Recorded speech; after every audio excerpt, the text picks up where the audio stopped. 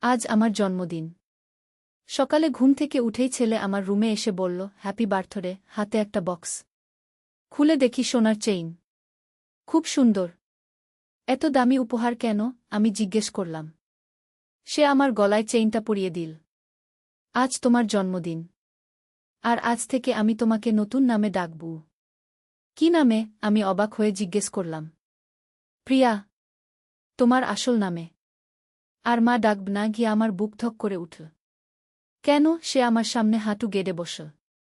কারণ আমি তোমাকে আর মা হিসেবে দেখতে চাই না। আমি তোমাকে আমার প্রেমিকা, আমার স্ত্রী হিসেবে দেখতে চাই। প্রিয়া, আমি তোমাকে ভালোবাসি গু। আমার হাত কাঁপছিল। তুই কি বলছিস? সে আমার হাত দুটো ধরে বলল, আমি তোমাকে বিয়ে করতে চাই প্রিয়া। আজ তোমার জন্মদিনে এই প্রস্তাব দিচ্ছি। তুমি আমার হও। গলায় নতুন চেইনের ভার অস্বাভাবিক লাগছিল। আর তার মুখে আমার নাম শুনে অদ্ভুত লাগছিল। এই গল্পটি সম্পূর্ণ শুনলে আপনাদের পানি অটোমেটিক বের হয়ে যাবে, যত দ্রুত সম্ভব হাতের কাছে টিস্যু নিয়ে বসে পড়ুন। বিছানার চাদর যেন নষ্ট না হয় সেটা সম্পূর্ণ খেয়াল রাখার অনুরোধ জানিয়ে গল্পটি এখন শুরু করব। তার আগের সর্বশেষ অনুরোধ, দয়া করে এমন পানি বের করার গল্প নিয়মিত শুনতে আমাদের চ্যানেলটি সকলেই সাবস্ক্রাইব করুন। ধন্যবাদ। হ্যালো বন্ধুরা, আমার নাম মানসী ঘোষ। আমার বয়স ৪৪ বছর। আমার স্বামীর নাম সুব্রত ঘোষ, বয়স ৪৭ বছর। আমাদের ২ সন্তান, রিয়াজ আর নিশা। রিয়াজ ২১ বছর বয়সী, বিশ্ববিদ্যালয়ে পড়ে। নিশা ১৪ বছর বয়সী, স্কুলে যায়। কিন্তু আজ যা ঘটল তা আমার জীবনের সবচেয়ে রহস্যজনক ঘটনা। রিয়াজ যখন আমাকে প্রিয়া নামে ডাকল, তখন হঠাৎ করে আমার মাথায় একটা ঝলকানি খেলে গেল। আমি হঠাৎ অনুভব করলাম যে এই নামটা আমি কোথায় যেন আগে শুনেছি। অনেক আগে। কিন্তু কোথায়? রিয়াজের কথা শুনে আমি প্রথমে হতবাক হয়ে গেলাম। কিন্তু তারপর আমার মনে পড়ল আমার শৈশবের একটা স্মৃতি। আমি যখন খুব ছোট ছিলাম তখন আমার দাদি আমাকে একটা গল্প বলতেন। সেই গল্পে একটা মেয়ে ছিল যার নাম ছিল প্রিয়া। সেই মেয়ে একটা অভিশপ্ত চেইন পেয়েছিল। আমি রিয়াজের দিকে তাকালাম। তার চোখে একটা অদ্ভুত চকচকানি দেখলাম। যেন সে কোনো ট্রান্সের মধ্যে আছে। আমি তার হাত ছাড়িয়ে নিয়ে দাঁড়িয়ে গেলাম। রিয়াজ, তুই ঠিক আছিস তো? তোর চোখ দেখ কেমন লাগছে খু, আমি চিন্তিত হয়ে বললাম। সে একটু চমকে উঠল। যেন ঘুম থেকে জেগেছে। মা, আমি কি বলছিলাম? মাথা একটু ঝিমঝিম করছে গি। আমি অবাক হয়ে গেলাম। সে এখন আবার আমাকে মা ডাকছে। কিন্তু একটু আগে তো প্রিয়া বলছিল। আমি গলা থেকে চেইনটা খুলে ফেললাম। চেইনটা হাতে নিয়ে দেখলাম এতে একটা অদ্ভুত চিহ্ন আছে। একটা সাপের মতো দেখতে, কিন্তু সাপের মাথায় একটা মুকুট। এই চেইনটা তুই কোথায় পেলি? আমি জিজ্ঞেস করলাম। রিয়াজ কপাল কুঁচকে বলল, চেইন? কোনো চেইন মা? আমি তো তোমাকে কোনো চেইন দিইনি গিয়ে। এবার আমার গা ছমছম করে উঠল। রিয়াজ মনে করতে পারছে না সে আমাকে চেইন দিয়েছে। কিন্তু চেইনটা তো আমার হাতেই আছে। আমি সেটা টেবিলে রেখে দিলাম। তুই মনে করতে পারছিস না তুই আমাকে এই চেইনটা দিয়েছিস? আমি আবার জিজ্ঞেস করলাম।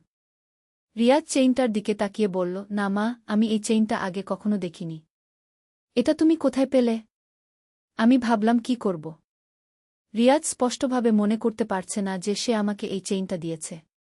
কিন্তু আমি তো স্পষ্ট দেখেছি সে আমাকে দিয়েছে। তাহলে কি হচ্ছে এখানে? আমি চেইনটা আবার হাতে নিলাম। হঠাৎ আমার মাথায় কিছু ছবি ভেসে উঠল।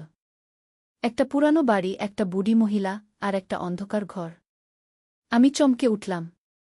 এই ছবিগুলো কোথা থেকে আসছে? মা, তুমি ঠিক আছো তো? তোমার মুখ সাদা হয়ে গেছে, রিয়াজ চিন্তিত গলায় বলল। আমি নিজেকে সামলে নিয়ে বললাম, হ্যাঁ, আমি ঠিক আছি। তুই যা তোর কাজে গু। রিয়াজ চলে যাওয়ার পর আমি চেইনটা নিয়ে আমার ঘরে গেলাম।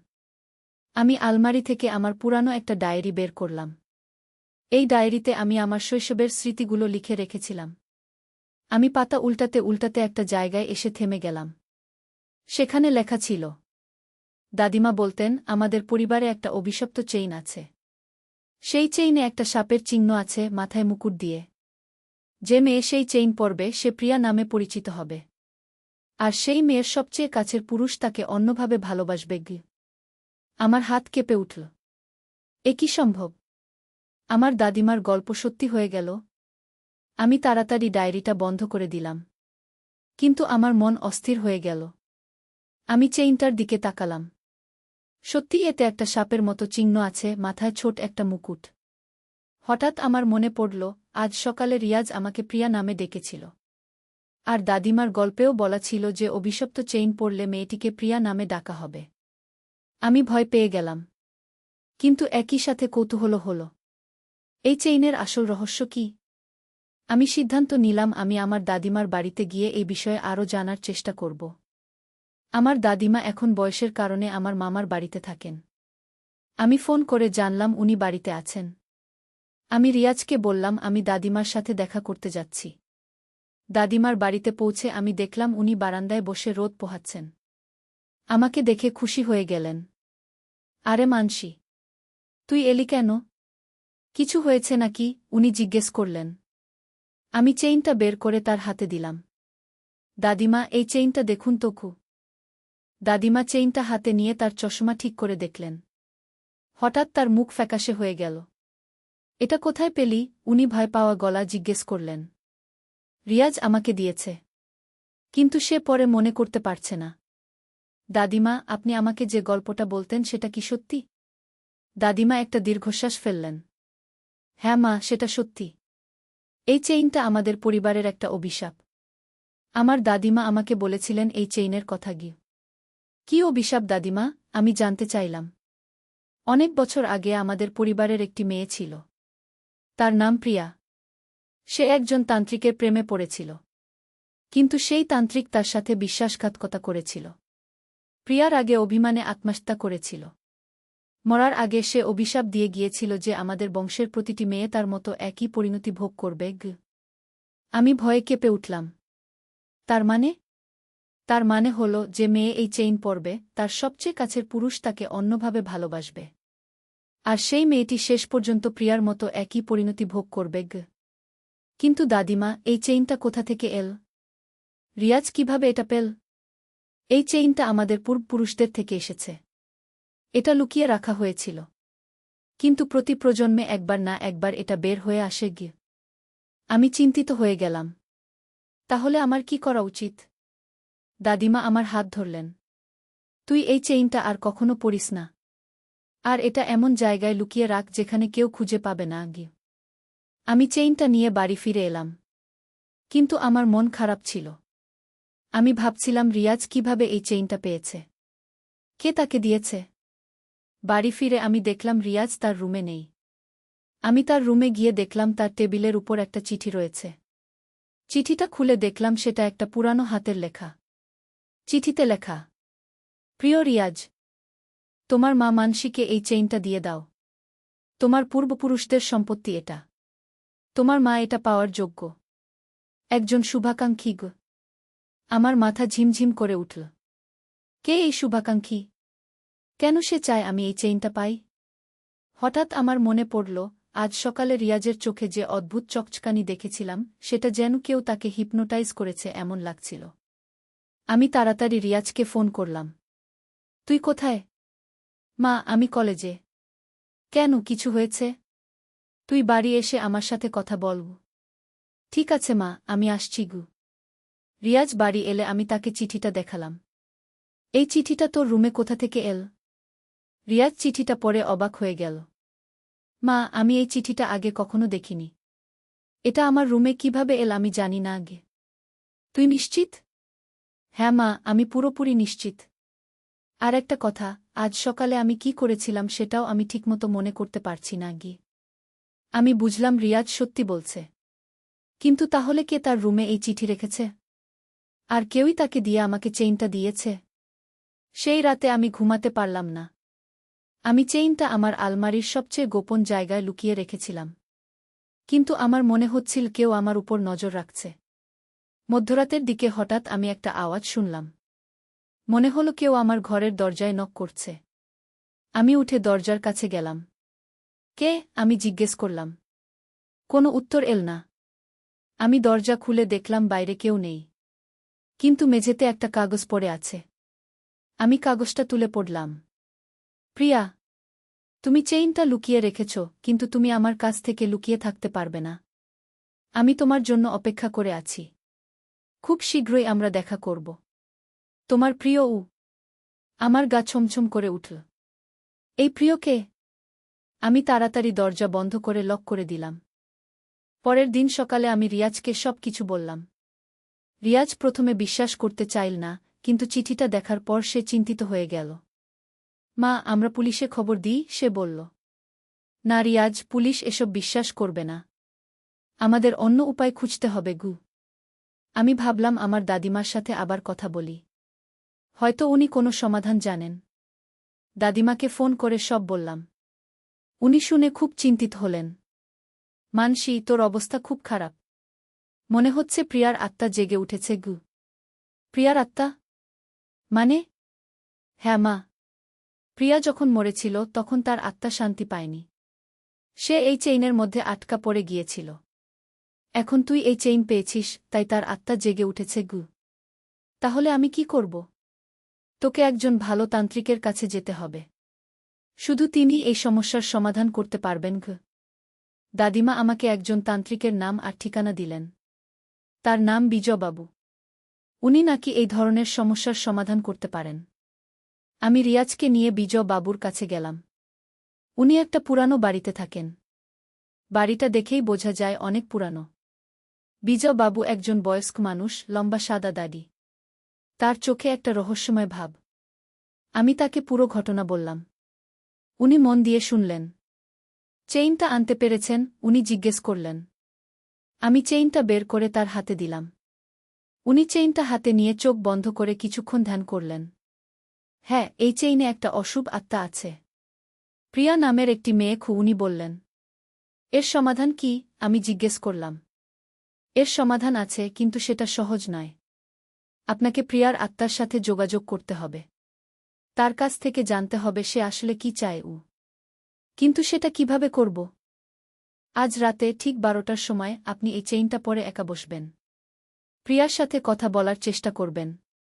সে নিশ্চয়ই আপনার সাথে যোগাযোগ করবে গু। আমি ভয় পেয়ে গেলাম। কিন্তু সেটা তো বিপজ্জনক। বিপজ্জনক, কিন্তু এটাই একমাত্র উপায়। তবে একটা কথা মনে রাখবেন, কোনো অবস্থাতেই তার কোনো অন্যায় দাবি মেনে নেবেন না গি। বিজয়বাবু আমাকে একটা সুরক্ষার জন্য একটা তাবিজ দিলেন। বললেন এটা গলায় পরে রাখতে। সেই রাতে আমি খুব ভয় পেয়েছিলাম। কিন্তু আর কোনো উপায় ছিল না। আমি রিয়াজকে বললাম সে তার রুমে থাকতে, যতক্ষণ না আমি তাকে ডাকি। ঠিক রাত 12টার সময় আমি চেইনটা পরলাম। আমার ঘরে একটা মোমবাতি জ্বালিয়ে রেখেছিলাম। চারদিক নিস্তব্ধ। প্রথমে কিছুই হল না। তারপর হঠাৎ আমার সামনের আয়নায় একটা ছায়া দেখলাম। ধীরে ধীরে সেই ছায়া স্পষ্ট হয়ে উঠল। একটি সুন্দরী মেয়ে, কিন্তু তার চোখে অসীম দুঃখ। তুমি প্রিয়া? আমি কাঁপা গলা জিজ্ঞেস করলাম। হ্যাঁ, আমি প্রিয়া। তুমি আমার বংশের মেয়ে মানসী। তার গলায় একটা অদ্ভুত আবেশ। তুমি আমার কাছে কি চাও? প্রিয়া আয়নার মধ্যে এগিয়ে এল। আমি চাই আমার প্রতিশোধ নেওয়া হোক। যে তান্ত্রিক আমার সাথে বিশ্বাসঘাতকতা করেছিল তার বংশধরদের শাস্তি দেওয়া হোক। কিন্তু এর সাথে আমার কি সম্পর্ক? সেই তান্ত্রিকের নাম ছিল কালীপ্রসাদ। তার বংশধর এখনও বেঁচে আছে। তুমি আমাকে সাহায্য কর সেই বংশধরকে খুঁজে বের করতে গু। আমি অবাক হয়ে গেলাম। কিন্তু আমি কিভাবে জানব কে সেই বংশধর? প্রিয়া হাসল। কিন্তু সেই হাসিতে কোনো আনন্দ ছিল না। তুমি তার সাথে ইতিমধ্যে দেখা করেছ? মানে? বিজয়বাবু। সেই কালীপ্রসাদের বংশধর গু। আমার মাথা ঝিমঝিম করে উঠল। যে মানুষটির কাছে আমি সাহায্যের জন্য গিয়েছিলাম সেই আমার শত্রু? কিন্তু বিজয়বাবু তো আমাকে সাহায্য করার চেষ্টা করছেন গু। সে তোমাকে ফাঁদে ফেলার চেষ্টা করছে। সে জানে আমার আত্মা জেগে উঠেছে। সে চায় আমাকে ধ্বংস করতে। তাই সে তোমাকে দিয়ে আমাকে ডেকে এনেছে গি। আমি ভয় পেয়ে গেলাম। তাহলে আমি এখন কি করব? তুমি আমাকে সাহায্য কর। আমি বিজয়ের উপর আমার প্রতিশোধ নিতে চাই। বিনিময়ে আমি তোমাকে এই অভিশাপ থেকে মুক্ত করে দেব গু। আমি দ্বিধায় পড়ে গেলাম। একদিকে আমি এই অভিশাপ থেকে মুক্তি চাই, অন্যদিকে কাউকে ক্ষতি করতে চাই না। আমাকে কি করতে হবে? আমি জিজ্ঞেস করলাম। কাল রাতে বিজয়ের বাড়িতে যেতে হবে। আমি তোমার মধ্য দিয়ে তার সাথে কথা বলব। কিন্তু এতে কোনো বিপদ নেই তো? তুমি শুধু আমার মাধ্যম হবে। আমি তার কোনো ক্ষতি করব না। শুধু তার কাছ থেকে ক্ষমা চাইব কি। আমি ভাবলাম, প্রিয়ার কথা যুক্তিসঙ্গত শোনাচ্ছে। যদি শুধু ক্ষমা চাওয়াই হয় তাহলে কোনো সমস্যা নেই। ঠিক আছে, আমি তোমাকে সাহায্য করব। প্রিয়া সন্তুষ্ট হয়ে মিলিয়ে গেল। আমি চেইনটা খুলে রাখলাম। পরের দিন আমি রিয়াজকে কিছু বললাম না। সন্ধ্যার দিকে আমি বিজয় বাবুকে ফোন করে বললাম আমি তার সাথে দেখা করতে চাই। কিছু সমস্যা হয়েছে নাকি, উনি জিজ্ঞেস করলেন। হ্যাঁ, প্রিয়ার সাথে যোগাযোগ হয়েছে। আপনার সাথে কথা বলতে চাই। ঠিক আছে, আপনি আসুন গু। সেই রাতে আমি বিজয় বাবুর বাড়িতে গেলাম। উনি আমাকে তার পূজার ঘরে নিয়ে গেলেন। কি হয়েছিল? প্রিয়া কি বলেছে, উনি জিজ্ঞেস করলেন। আমি চেইনটা পরে বসলাম। হঠাৎ আমার মনে হলো আমার চেতনা যেন কেউ নিয়ন্ত্রণ করছে। আমার মুখ দিয়ে অন্য কারো গলায় কথা বের হল। কালীপ্রসাদের বংশধর, আমি ফিরে এসেছি গু। বিজয় বাবুর মুখ ফ্যাকাশে হয়ে গেল। প্রিয়া, তুমি এখনো শান্তি পাওনি? কিভাবে শান্তি পাব? তুমি আমার সাথে যে বিশ্বাসঘাতকতা করেছিলে তার কি হবে? বিজয় বাবু অবাক হয়ে বললেন, আমি তোমার সাথে কোনো বিশ্বাসঘাতকতা করিনি। আমি তো কালীপ্রসাদ নই। তুমি তার বংশধর। তার পাপের প্রায়শ্চিত্ত তোমাকে করতে হবে কি। হঠাৎ আমি বুঝতে পারলাম প্রিয়া আমাকে ধোঁকা দিয়েছে। সে শুধু ক্ষমা চাইতে চায়নি, সে প্রতিশোধ নিতে চায়। আমি মনে মনে প্রিয়াকে বললাম, তুমি আমার সাথে মিথ্যা বলেছ। তুমি বলেছিলে শুধু ক্ষমা চাইবে গি। প্রিয়ার কণ্ঠ আমার মনে ভেসে উঠল, আমি তোমাকে বলেছিলাম আমি তার কোনো ক্ষতি করব না। আমি তার ক্ষতি করছি না, শুধু তার কাছ থেকে আমার পাওনা নিচ্ছি। বিজয় বাবু বুঝতে পারলেন আমি প্রিয়ার নিয়ন্ত্রণে। উনি তাড়াতাড়ি একটা মন্ত্র পড়তে শুরু করলেন। প্রিয়া আমার মুখ দিয়ে চিৎকার করে বলল, তোমার মন্ত্র আমার কাছে কাজ করবে না। আমি এখন মানসীর শরীরে। তুমি মানসীর কোনো ক্ষতি করতে পারবে না গি। বিজয় বাবু মন্ত্র পড়া বন্ধ করে দিলেন। প্রিয়া, তুমি যা চাও বল। কিন্তু মানসীকে ছেড়ে দাও। আমি চাই তুমি আমাকে জীবিত করে তোল। আমার শরীর ফিরিয়ে দাও। সেটা সম্ভব নয়। তুমি অনেক বছর আগে মৃত। সম্ভব। তুমি তান্ত্রিক। তুমি মৃতদের জীবিত করতে পার। বিজয় বাবু মাথা নাড়লেন। সেই বিদ্যা আমি জানি না গি। প্রিয়া রেগে গেল। আমার শরীর দিয়ে সে বিজয় বাবুর দিকে এগিয়ে গেল। হঠাৎ দরজা খুলে রিয়াজ ঢুকে পড়ল। মা, তুমি ঠিক আছো তো? তোমার চিৎকার শুনতে পেলাম ঘ। প্রিয়া রিয়াজের দিকে তাকাল। আহ, তুমিই তো আমাকে চেইনটা এনে দিয়েছিলে গি। রিয়াজ অবাক হয়ে বলল, মা তুমি কি বলছ? তোমার গলার আওয়াজ অন্যরকম শোনাচ্ছে গি। বিজয় বাবু রিয়াজকে বললেন, তোমার মা প্রিয়ার আত্মার নিয়ন্ত্রণে। তুমি সাবধানে থেক। রিয়াজ ভয় পেয়ে পিছিয়ে গেল। কিন্তু প্রিয়া আমার শরীর দিয়ে তার দিকে এগিয়ে গেল। রিয়াজ, তুমি আমাকে সাহায্য কর। তুমি বিজয়কে বাধ্য কর আমাকে জীবিত করে তুলতে। রিয়াজ দৃঢ় গলায় বলল, আমি আমার মায়ের কোনো ক্ষতি হতে দেব না। তুমি যেই হও, তুমি আমার মাকে ছেড়ে দাও। প্রিয়া হেসে বলল, তোমার মা? কিন্তু গতকাল তো তুমি তাকে অন্যভাবে ভালোবাসার কথা বলেছিলে গু। রিয়াজের মুখ লাল হয়ে গেল। আমি কি বলেছিলাম সেটা আমি মনে করতে পারি না। কিন্তু আমি জানি সেটা আমার কথা ছিল না গি। অবশ্যই তোমার কথা ছিল। আমি শুধু তোমার মনের গভীরের কামনা বের করে এনেছিলাম গ। আমি মনে মনে প্রিয়াকে বললাম, তুমি মিথ্যা বলছ। রিয়াজ আমাকে মা হিসেবেই ভালোবাসে গি। প্রিয়া আমার মনে জবাব দিল, তুমি জান না পুরুষদের মন কেমন। তারা সবাই একই রকম। তোমার ছেলেও একদিন তোমাকে অন্যভাবে দেখবে গি। আমি প্রিয়ার কথায় প্রভাবিত হতে চাইলাম না। আমি জানি রিয়াজ একটা ভালো ছেলে। বিজয় বাবু এই সময় আবার মন্ত্র পড়তে শুরু করলেন। কিন্তু এবার অন্য মন্ত্র। প্রিয়া আমার শরীর দিয়ে চিৎকার করে উঠল। এই মন্ত্র পড়ো না। এতে আমার কষ্ট হচ্ছে গি। বিজয় বাবু থামলেন না। উনি আরও জোরে মন্ত্র পড়তে লাগলেন। প্রিয়া আমার শরীর থেকে বের হয়ে যাওয়ার চেষ্টা করল। আমি অনুভব করলাম আমার নিয়ন্ত্রণ ফিরে আসছে। বিজয় বাবু, আমি আমার নিয়ন্ত্রণ ফিরে পাচ্ছি, আমি নিজের গলায় বললাম। কিন্তু প্রিয়া পুরোপুরি চলে যায়নি। সে আবার আমাকে নিয়ন্ত্রণ করার চেষ্টা করছিল। মানসী, তুমি চেইনটা খুলে ফেল, বিজয় বাবু বললেন।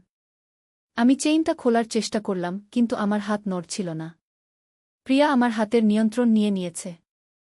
রিয়াজ আমার কাছে এসে চেইনটা খোলার চেষ্টা করল। কিন্তু চেইনটা যেন তার হাতে আগুনের মতো গরম লাগছিল। বিজয় বাবু একটা বিশেষ মন্ত্র পড়ে রিয়াজের হাতে পবিত্র জল দিলেন। রিয়াজ সেই জল হাতে নিয়ে চেইনটা ছুঁল। এবার চেইনটা ঠান্ডা হয়ে গেল। রিয়াজ দ্রুত চেইনটা খুলে ফেল। সাথে সাথেই আমি প্রিয়ার নিয়ন্ত্রণ থেকে মুক্ত হয়ে গেলাম। কিন্তু প্রিয়া চলে যায়নি। সে ঘরের মধ্যে ভেসে বেড়াচ্ছিল। তোমরা আমার সাথে এমন করতে পারো না। আমি আমার প্রতিশোধ নেব। প্রিয়ার আওয়াজ চারদিক থেকে আসছিল। বিজয় বাবু একটা বিশেষ যন্ত্র বের করলেন। সেটা দেখতে একটা ত্রিভুজাকার ধাতুর টুকরার মতো। এই যন্ত্র দিয়ে আমি প্রিয়ার আত্মাকে বন্দী করে রাখতে পারব। উনি বললেন। প্রিয়া বুঝতে পারল বিজয় বাবুর পরিকল্পনা। সে হঠাৎ আমার দিকে ছুটে এল।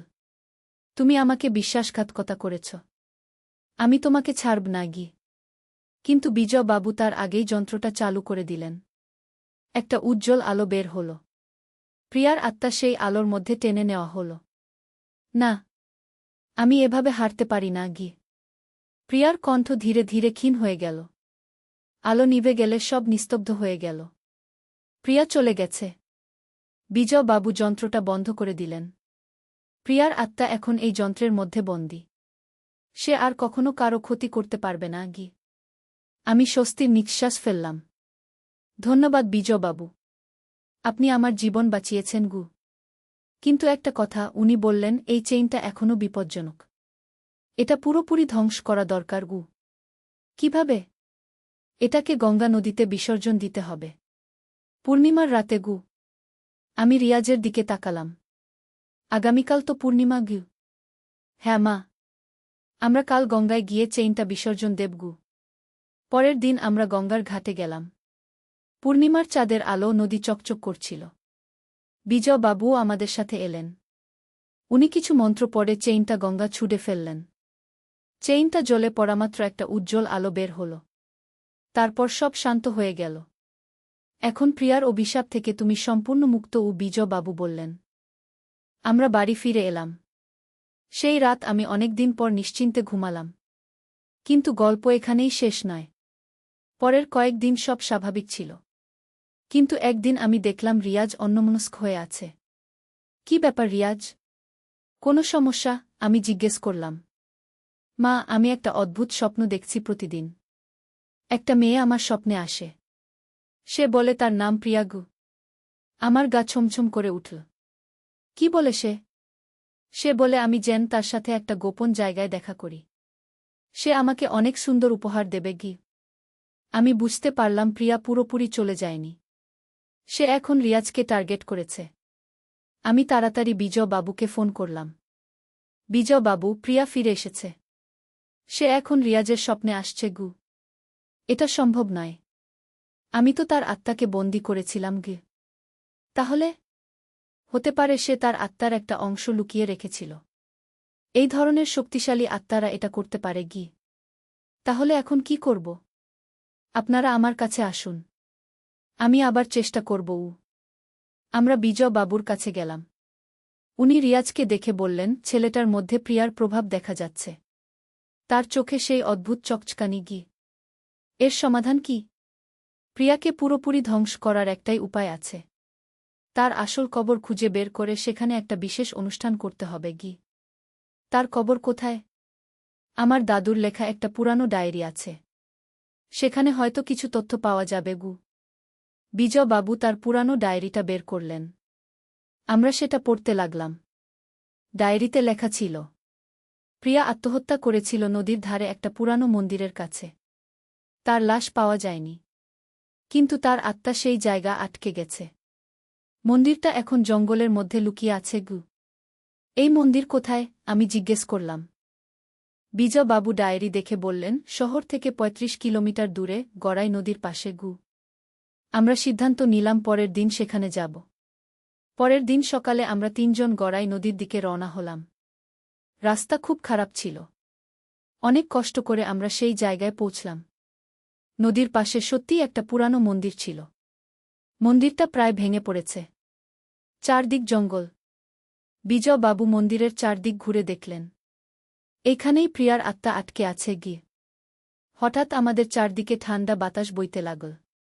যদিও দিন ছিল গরম। সবাই সাবধান। প্রিয়া জেগে উঠেছে, বিজয়বাবু বললেন। মন্দিরের ভেতর থেকে একটা কণ্ঠ শোনা গেল। তোমরা এখানে কেন এসেছ? এটা আমার জায়গা। বিজয়বাবু মন্দিরের দিকে তাকিয়ে বললেন, প্রিয়া, তুমি অনেক দিন ধরে এখানে আটকে আছ। এবার শান্তিতে চলে যাও। আমি যাব না। আমার প্রতিশোধ এখনো বাকি। কার উপর প্রতিশোধ? কালীপ্রসাদ অনেক আগেই মৃতব। তার বংশধরদের উপর। আর এই মানসীর পরিবারের উপর। তারা আমার সুখ কেড়ে নিয়েছে। আমি রাগ করে বললাম, আমরা তোমার কি ক্ষতি করেছি? আমরা তো তোমাকে সাহায্য করার চেষ্টা করেছি। সাহায্য? বৃষ্টির মধ্যে একটা ছাতার নিচে দাঁড়িয়ে ছেলে এমন প্রেমের প্রস্তাব দিল যে আমার চোখে বৃষ্টি না অশ্রু জমল, বুঝতে পারলাম না। হঠাৎ বৃষ্টি শুরু হল। আমরা বাসস্টপে আটকে পড়েছি। একটা ছোট ছাতা আছে, তাতে দুজনে কষ্ট করে দাঁড়িয়েছি। বৃষ্টির ফোঁটা আমার শাড়িতে পড়ছে। ছেলে আমাকে কাছে টেনে নিল। মা, এভাবে কাছে এসো, ভিজে যাবে। আমি তার গায়ের গন্ধ পেলাম। বৃষ্টিটা কেমন সুন্দর, তাই না মা? আমি মাথা নেড়ে হ্যাঁ বললাম। আকাশে বজ্রপাত হল। আমি চমকে তার গায়ে হেলে পড়লাম। ভয় পেজো না, আমি আছি। তার হাত আমার কাঁধে এল। মা, এই বৃষ্টির মতোই আমার ভালোবাসা তোমার উপর ঝরছে। আমি তার দিকে তাকালাম। কি বলছিস? বৃষ্টির শব্দে তার কথা প্রায় শোনা যাচ্ছিল না। আমি তোমাকে ভালোবাসি মা। শুধু মা হিসেবে নয়, একজন নারী হিসেবে। ছাতার নিচে আমরা একদম কাছে ছিলাম। তার নিঃশ্বাস আমার গালে লাগছিল। এই বৃষ্টি ধুয়ে দিক আমাদের সম্পর্কের সীমানা। আমি কিছু বলতে পারলাম না।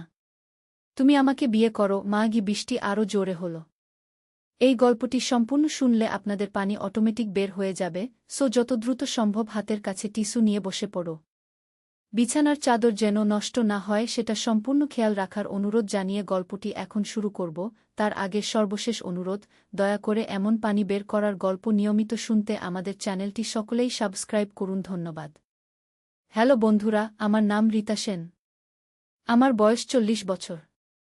আমার স্বামীর নাম রাজীব সেন, বয়স 43 বছর। আমাদের 2 সন্তান, তনয় আর পূজা।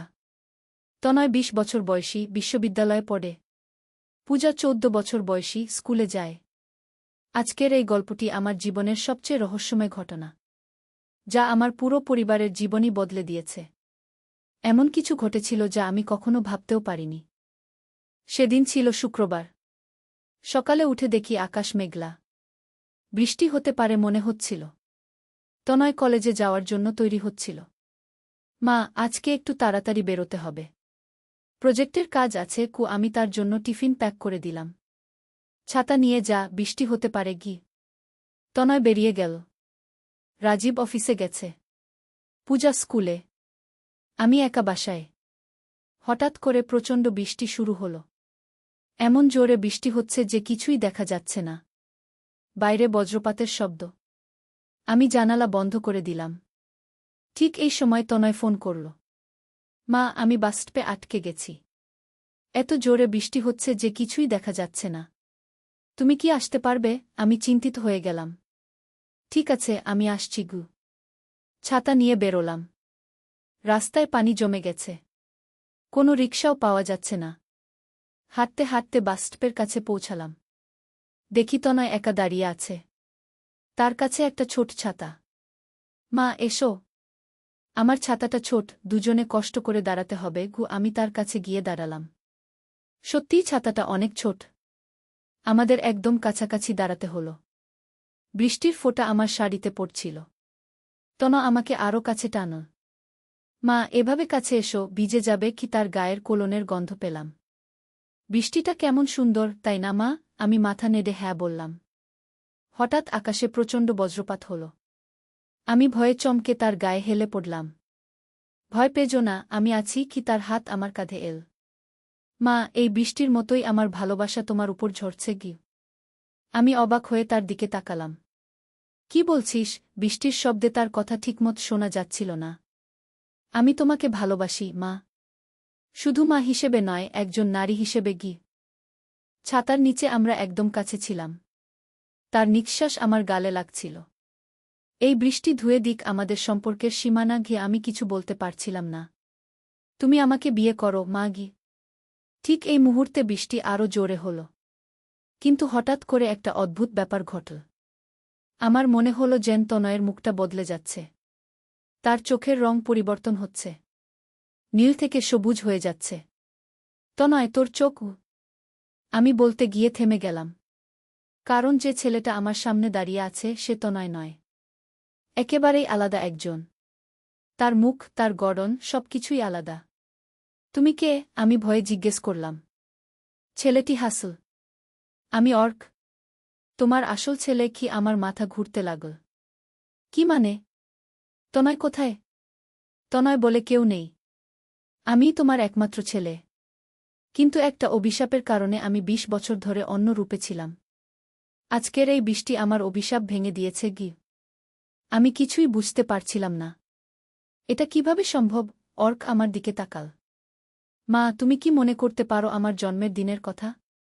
সেদিন তোমার কি হয়েছিল? আমি চোখ বন্ধ করে মনে করার চেষ্টা করলাম। ২০ বছর আগে তনয়ের জন্মের দিন। হ্যাঁ, মনে পড়ছে। সেদিনও এমনই বৃষ্টি হয়েছিল। হাসপাতালে যাওয়ার সময় একজন বৃদ্ধা আমাদের রাস্তা আটকিয়ে দাঁড়িয়েছিল। সেই বৃদ্ধা গু। আমি ফিসফিস করলাম। হ্যাঁ মা। সেই বৃদ্ধা ছিল একজন শক্তিশালী তন্ত্রিক। বাবা তাকে ধাক্কা দিয়ে সরিয়ে দিয়েছিল। সেই কারণে সে আমাকে অভিশাপ দিয়েছিল। কি অভিশাপ? আমি কাপা গলা জিজ্ঞেস করলাম। আমি আমার আসল রূপে থাকতে পারব না। ২০ বছর ধরে অন্য রূপে থাকতে হবে। এবং ২০ বছর পর যেদিন প্রথম বৃষ্টিতে আমি আর আমার মা একসাথে ছাতার নিচে দাঁড়াব, সেদিন আমার অভিশাপ ভাঙবে গু। আমার মাথা ঝিমঝিম করছিল।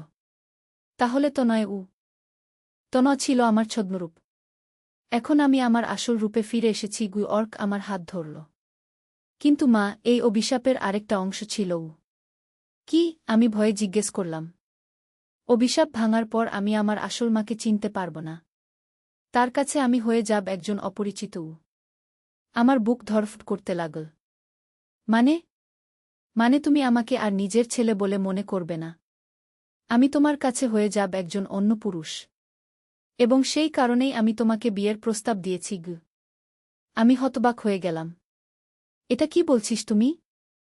মা, আমি জানি এটা শুনতে অদ্ভুত লাগছে। কিন্তু এই অভিশাপের কারণে তোমার মনে আমার সম্পর্কে যে ধারণা ছিল সেটা বদলে গেছে। এখন তুমি আমাকে দেখছ একজন অপরিচিত পুরুষ হিসেবে গি। হঠাৎ করে আমার মনে হলো যেন আমার স্মৃতি গুলিয়ে যাচ্ছে। তনয়ের কথা মনে করতে গেলে মনে হচ্ছে এটা কোনো স্বপ্ন ছিল। আর সামনে যে ছেলেটা দাঁড়িয়ে আছে তাকে দেখে মনে হচ্ছে আমি তাকে কখনো দেখিনি। তুমি কে? আমি আবার জিজ্ঞেস করলাম। কিন্তু এবার আমার গলায় একটা অদ্ভুত অনুভূতি। এই ছেলেটার প্রতি আমার একটা আকর্ষণ অনুভব হচ্ছে। আমি অর্ক। তোমাকে অনেক দিন থেকে দেখছি। তুমি আমার প্রেমে পড়েছি কি? অর্ক আমার হাতটা আরও জোরে চেপে ধরল। আর আমিও তোমাকে ভালোবাসি। আমি কিছু বুঝতে পারছিলাম না। কিন্তু অদ্ভুত ব্যাপার হলো, তার কথা শুনে আমার মন খারাপ লাগছিল না, বরং ভালো লাগছিল। কিন্তু আমি বিবাহিত। আমার স্বামী আছে, মেয়ে আছে। আমি বললাম। হ্যাঁ, আমি জানি।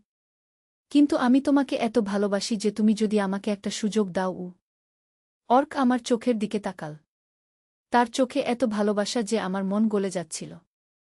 ঠিক এই মুহূর্তে আমার ফোন বাজল। রাজীবের কল।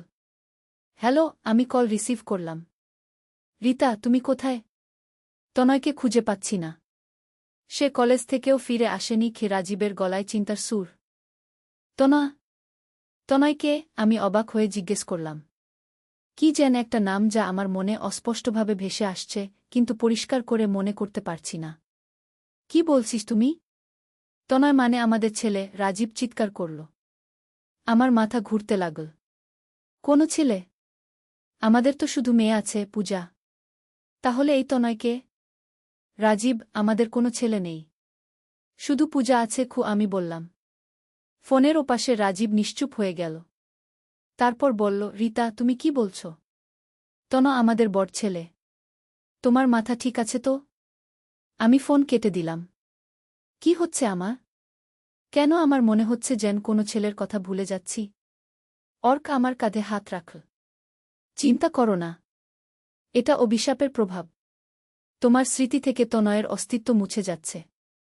কারণ সে ছিল আমার ছদ্মরূপ কিন্তু রাজীব কেন তনয়ের কথা বলছে আমি জিজ্ঞেস করলাম। কারণ অভিশাপটা শুধু তোমার উপর কাজ করেছে। বাকি সবার কাছে তনয় সত্যিকারের ছিল। কিন্তু তুমি যেহেতু আমার আসল মা, তাই তোমার কাছে সত্যটা প্রকাশ পেয়েছে গিয়ে। আমার মনে হচ্ছিল যেন আমি কোনো স্বপ্নের ভেতর আছি। তাহলে এখন কি হবে? এখন তুমি সিদ্ধান্ত নাও। তুমি কি আমার সাথে নতুন জীবন শুরু করবে, নাকি পুরনো জীবনেই থেকে যাবে? অর্ক আমার চোখের দিকে তাকাল। আমি কিছু বলতে পারলাম না।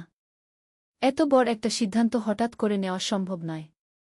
আমাকে সময় দাও আমি বললাম। ঠিক আছে, কিন্তু বেশি সময় নেই। অভিশাপের প্রভাব শুধু 7 দিনের জন্য কাজ করবে। তারপর সবকিছু আবার আগের মতো হয়ে যাবে অর্ক বলল। মানে? 7 দিন পর তুমি আবার আমাকে তোমার ছেলে তনয় বলে মনে করবে। আর আমি আবার আমার ছদ্মরূপে ফিরে যাব। তখন আর কিছু করার থাকবে না আমার বুকটা ধক করে উঠল। কেন জানি না, এই ছেলেটাকে হারানোর চিন্তায় আমার খারাপ লাগছিল।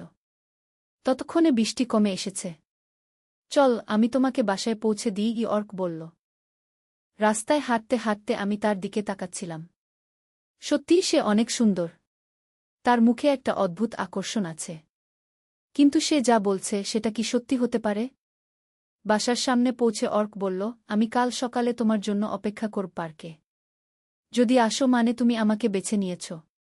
আর যদি না আসো তাহলে আমি বুঝব তুমি পুরনো জীবনেই থাকতে চাও।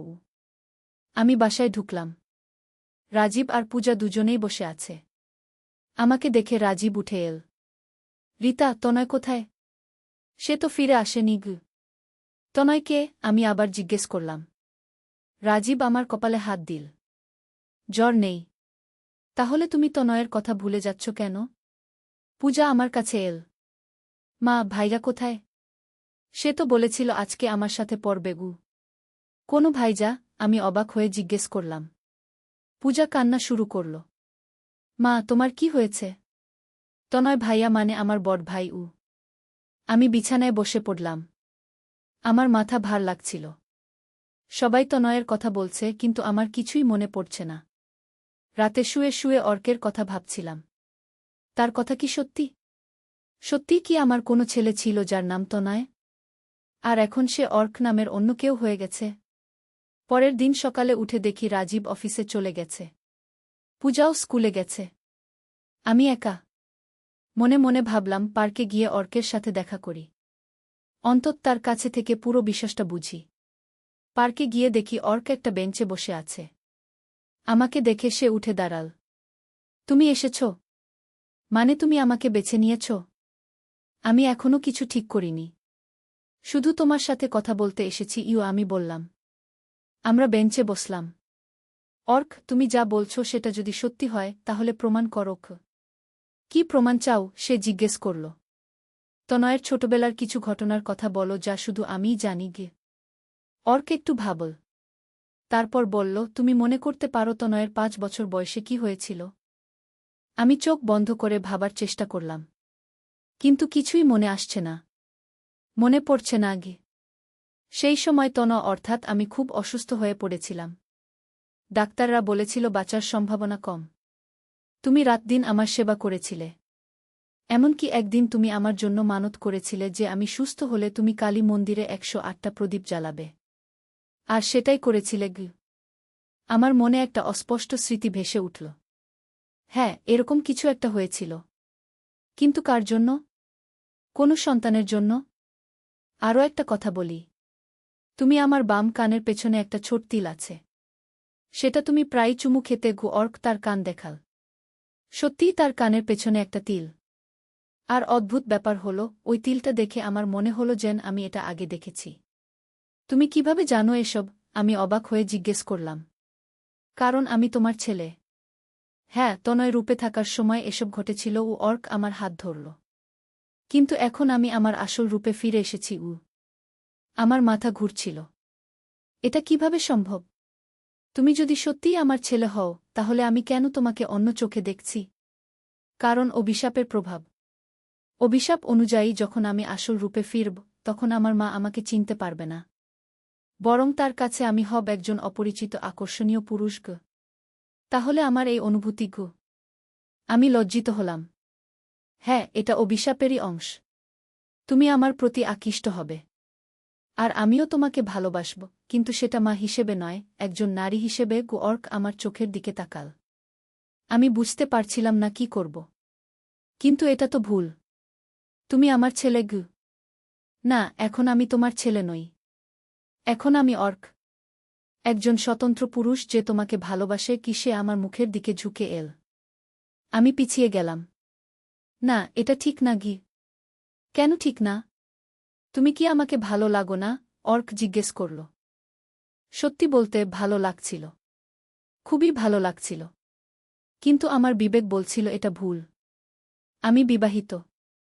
আমার স্বামী আছে, মেয়ে আছে। আমি বললাম। হ্যাঁ, কিন্তু তুমি কি খুশি? তোমার বিবাহিত জীবনে তুমি কি সন্তুষ্ট? অর্ক আমার চোখে চোখ রাখল। সত্যি বলতে আমি খুব একটা খুশি ছিলাম না। রাজীব ভালো মানুষ, কিন্তু আমাদের মধ্যে সেই আগের মতো ভালোবাসা নেই। প্রতিদিনের একঘেয়ে জীবন।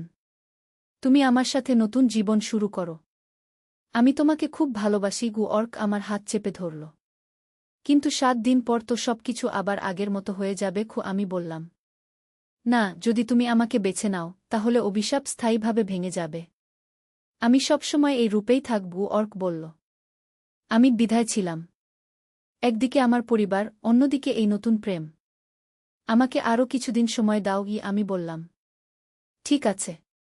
কিন্তু খেয়াল রেখো, বেশি দেরি করলে সুযোগ হাতছাড়া হয়ে যাবে। অর্ক বলল। আমি বাসায় ফিরে এলাম। রাজীব অফিস থেকে ফিরেছে। রিতা, তনয়ের কোনো খবর পেয়েছ? না আমি মিথ্যা বললাম। আমি পুলিশে রিপোর্ট করব। 2 দিন ধরে সে নিখোঁজ। রাজীব চিন্তিত। হয়তো বন্ধুদের সাথে কোথাও গেছে। আমি বললাম। কিন্তু ভেতরে ভেতরে জানি যে তনয় বলে কেউ নেই। অন্তত আমার কাছে নেই। সেই রাতে আমার খুব অদ্ভুত স্বপ্ন হল। স্বপ্নে দেখলাম আমি একটা বিয়ের অনুষ্ঠানে। কিন্তু বরটা তনয় নাকি অর্ক, বুঝতে পারছি না। তার মুখ ঝাপসা। পরের দিন সকালে অর্ক আমাকে ফোন করল। আজকে আমার সাথে বেড়াতে চলো। কোথায়? আমি জিজ্ঞেস করলাম। সেই জায়গায় যেখানে তোমার আর তনয়ের প্রিয় স্মৃতি আছে। অর্ক বলল। আমি রাজি হয়ে গেলাম। কেন জানি, তার সাথে সময় কাটাতে ভালো লাগছিল। আমরা শহরের বাইরে একটা লেকে গেলাম। জায়গাটা দেখে আমার মনে হলো যেন আমি এখানে আগেও এসেছি। এই জায়গায় তনয় ছোটবেলায় প্রথম সাঁতার শিখেছিল। অর্ক বলল। হ্যাঁ, সত্যি। আমার মনে পড়ছে। কোনো একটা ছেলে এখানে সাঁতার শিখেছিল। কিন্তু কে? তনা। আমার মাথায় কি যেন একটা ধোঁয়াশা। আমি বললাম। এটা অভিশাপের প্রভাব। তোমার পুরনো স্মৃতি আর নতুন বাস্তবতার মধ্যে দ্বন্দ্ব চলছে। অর্ক লেকের পানিতে পা ডুবাল। আমিও তার পাশে বসলাম। অর্ক, আমি খুব কনফিউজড। কি কনফিউশন? সে আমার দিকে ফিরল। তুমি বলছো তুমি আমার ছেলে ছিলে, কিন্তু এখন তুমি আলাদা কেউ। আমি কেমন করে তোমাকে ভালোবাসতে পারি? কারণ ভালোবাসার কোনো নিয়ম নেই। তুমি আমার সৌন্দর্য দেখছ, আমার ব্যক্তিত্ব দেখছ। আমি এখন অর্ক, তনয় নই। সে আমার হাত ধরল। কিন্তু আমার বিবেক। আমি বলতে গিয়ে থেমে গেলাম। বিবেক কি বলে? অর্ক জিজ্ঞেস করল। বিবেক বলে এটা ভুল। আমি সত্যি কথা বললাম। কিন্তু তোমার মন কি বলে? সে আমার চোখের দিকে তাকাল। আমার মন বলছিল সে ঠিক। আমি তাকে ভালোবাসছি। আমার মন বলে গু। আমি লজ্জা পেলাম। কি বলে? অর্ক আরও কাছে এল। মন বলে আমি তোমাকে ভালোবাসি। আমি ফিসফিস করে বললাম। অর্ক আমার মুখের দিকে ঝুঁকে এল। তাহলে আর দেরি কেন? কিন্তু ঠিক সেই মুহূর্তে আমার ফোন বাজল। পূজার কল। মা, তুমি কোথায়? আমার খুব অসুখ লাগছে। আমি সাথে সাথে উঠে দাঁড়ালাম। আমি আসছি। অর্ক আমার হাত ধরল। রিতা, তুমি সবসময় অন্যদের জন্য নিজেকে ত্যাগ করো। কিছুটা সময় নিজের জন্য ভাবো। কিন্তু পূজা আমার মেয়ে কি? আমি বললাম। হ্যাঁ, সে তোমার মেয়ে। কিন্তু তুমি একজন নারীও। তোমার নিজের খুশির অধিকার আছে। অর্ক বলল। আমি দ্বিধায় ছিলাম। কিন্তু শেষ পর্যন্ত মাতৃত্ব জিতল। আমাকে যেতে হবে। বাসায় গিয়ে দেখি পূজার জ্বর। আমি তার সেবা করলাম। রাতে যখন সে ভালো হলো, তখন আমি ভাবলাম অর্কের কথা। 3 দিন কেটে গেল। অর্ক প্রতিদিন ফোন করে, কিন্তু আমি তার সাথে দেখা করিনি। পূজার অসুখের কারণে বাইরে যেতে পারিনি। চতুর্থ দিন অর্ক এসে বাসার সামনে দাঁড়াল। আমি জানালা দিয়ে দেখলাম সে খুব দুঃখী দেখাচ্ছে। আমি নিচে গিয়ে তার সাথে দেখা করলাম। কি হয়েছে রিতা? আর মাত্র 3 দিন বাকি। তারপর আমি আবার তনয় হয়ে যাব। অর্ক দুঃখ ভরা গলায় বলল, তাতে কি সমস্যা? তুমি তো আমার ছেলে হিসেবে ফিরে আসবে। আমি বললাম, কিন্তু আমি তোমাকে ভালোবাসি। ছেলে হিসেবে নয়, একজন পুরুষ হিসেবে। অর্ক আমার 2 হাত ধরল। আমার বুকের ভেতর কেঁপে উঠল। অর্ক, তুমি কি আমাকে একেবারেই ভালোবাসো না? সে জিজ্ঞেস করল। ভালোবাসি, আমি স্বীকার করলাম। কিন্তু এটা সম্ভব নয়। কেন সম্ভব নয়? আমরা দুজনেই স্বাধীন মানুষ। অর্ক বলল। আমি স্বাধীন নই। আমার দায়িত্ব আছে। আমি বললাম। তোমার নিজের প্রতি কোনো দায়িত্ব নেই? অর্ক প্রশ্ন করল। আমি কিছু বলতে পারলাম না। রিতা, আমি জানি তুমি খুশি নও। তোমার চোখে সেই উজ্জ্বলতা নেই যা আগে ছিল। অর্ক আমার চোখের দিকে তাকাল। সত্যি কথা বলতে, সে ঠিকই বলেছে। আমি খুশি নই। কিন্তু খুশির জন্য কি সব কিছু ছেড়ে দেওয়া যায়? তুমি একবার ভেবে দেখো, যদি আমাকে বেছে নাও, তাহলে আমরা একসাথে নতুন জীবন শুরু করতে পারি। অর্ক বলল। আর পূজা? আমি জিজ্ঞেস করলাম। পূজাও আমাদের সাথে থাকবে। আমি তাকে নিজের মেয়ের মতো ভালোবাসব। অর্ক আন্তরিকভাবে বলল। আমার মন দোলাচলের মধ্যে। একদিকে নতুন ভালোবাসা, অন্যদিকে পুরনো বন্ধন। আমাকে আরও একদিন সময় দাও। আমি বললাম। পরের দিন সকালে পূজা স্কুলে যাওয়ার সময় বলল, মা, তনয় ভাইজা এখনো ফিরে এল না কেন? আমি একটা অদ্ভুত অনুভূতি পেলাম। তনয়কে কেন আমার মনে পড়ছে না? পূজা, তোমার কোনো ভাই নেই কি? আমি বললাম। পূজা আমার দিকে অবাক হয়ে তাকাল। মা, তুমি কি বলছ? তনয় ভাইয়া আমার বড় ভাই। না বাবা, তোমার কোনো ভাই নেই। তুমিই আমার একমাত্র সন্তান। আমি বললাম। পূজা কাঁদতে শুরু করল। মা, তোমার কি হয়েছে? তুমি ভাইয়ার কথা ভুলে যাচ্ছ কেন? রাজীব রান্নাঘর থেকে বেরিয়ে এল। কি হয়েছে বাবা? মা তনয় ভাইয়ার কথা ভুলে যাচ্ছে। পূজা কাঁদতে কাঁদতে বলল। রাজীব আমার দিকে তাকাল। রিতা, ডাক্তারের কাছে যেতে হবে। তোমার মেমরি লস হচ্ছে। আমি কিছু বুঝতে পারছিলাম না। সবাই তনয়ের কথা বলছে, কিন্তু আমার কিছুই মনে নেই। দুপুরে অর্ক আমাকে ফোন করল। আজকে তোমার সিদ্ধান্তের দিন। অর্ক, আমার পরিবার আমাকে পাগল ভাবছে। তারা বলছে আমার একটা ছেলে ছিল। আমি বললাম। হ্যাঁ, সেটাই তো। তনয় রূপে আমি তাদের কাছে সত্যি ছিলাম। কিন্তু তোমার কাছে এখন সত্য হল আমি অর্ক। অর্ক বলল। আমি খুব কনফিউজড। আমাকে সাহায্য করো। আমি অনুরোধ করলাম। তুমি আমার সাথে দেখা করো। সব পরিষ্কার করে বলবো। অর্ক বলল। আমি আবার পার্কে গেলাম।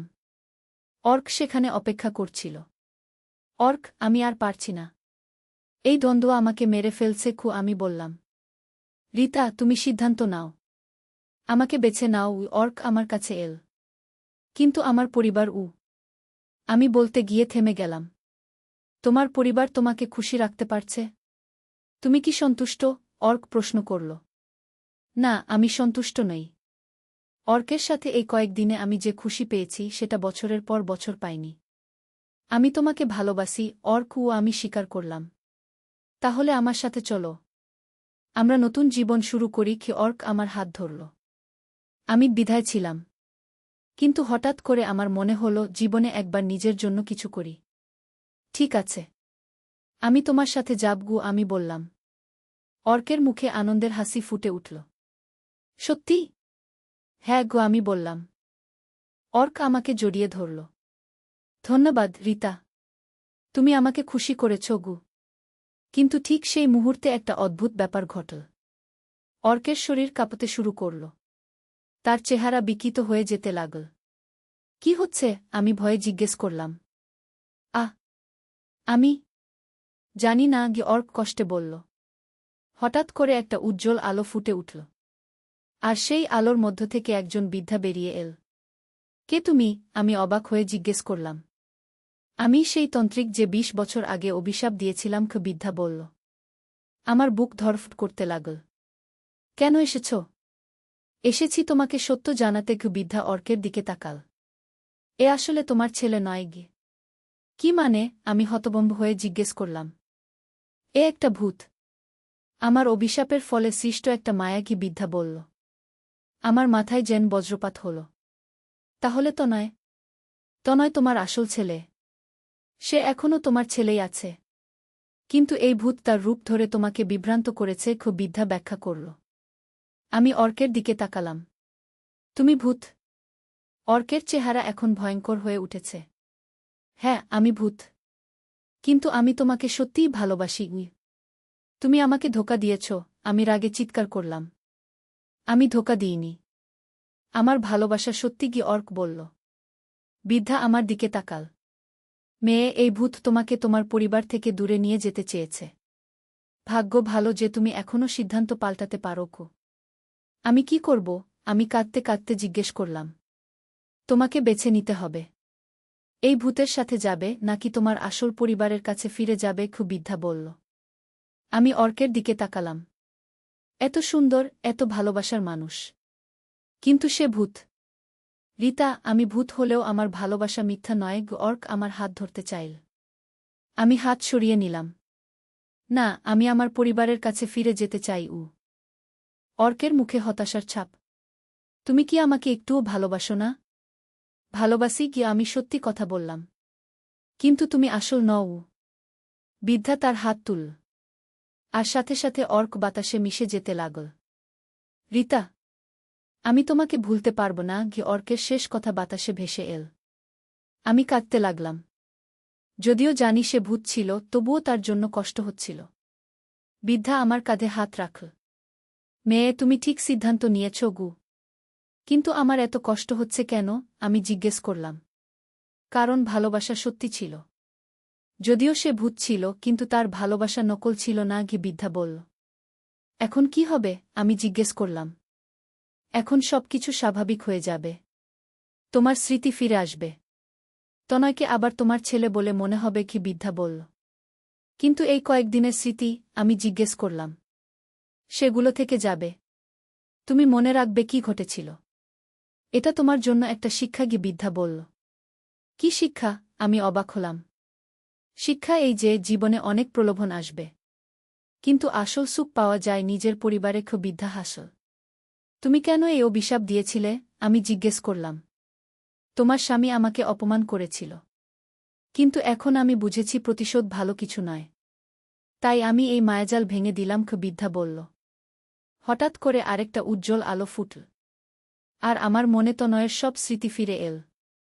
তার জন্ম, তার শৈশব, তার বেডে ওঠা, সব। তনয়, আমি চিৎকার করে উঠলাম। আমার ছেলে কোথায়? সে বাসায় আছে। কল করো, বৃদ্ধা বলল। আমি তনয়কে কল করলাম। মা, তুমি কোথায়? আমি খুঁজছি তোমাকে। কি? তনয়ের গলা শুনে আমার চোখে জল এল। আমি আসছি। আমি বললাম। বৃদ্ধা বলল, যাও, তোমার পরিবারের কাছে ফিরে যাও। আমি দৌড়ে বাসায় গেলাম। তনয় দরজার সামনে দাঁড়িয়ে অপেক্ষা করছে। আমাকে দেখে সে দৌড়ে এল। মা, তনয় আমাকে জড়িয়ে ধরল। আমিও তাকে জড়িয়ে ধরলাম। তুই কোথায় ছিলিস? আমি কত চিন্তা করেছি। আমি তো বন্ধুদের সাথে ক্যাম্পিং এ গিয়েছিলাম। তোমাকে বলে গিয়েছিলাম। তনয় বলল। হ্যাঁ ঠিক। আমি মনে পড়ল। অর্কের মায়াজালের কারণে আমি ভুলে গিয়েছিলাম।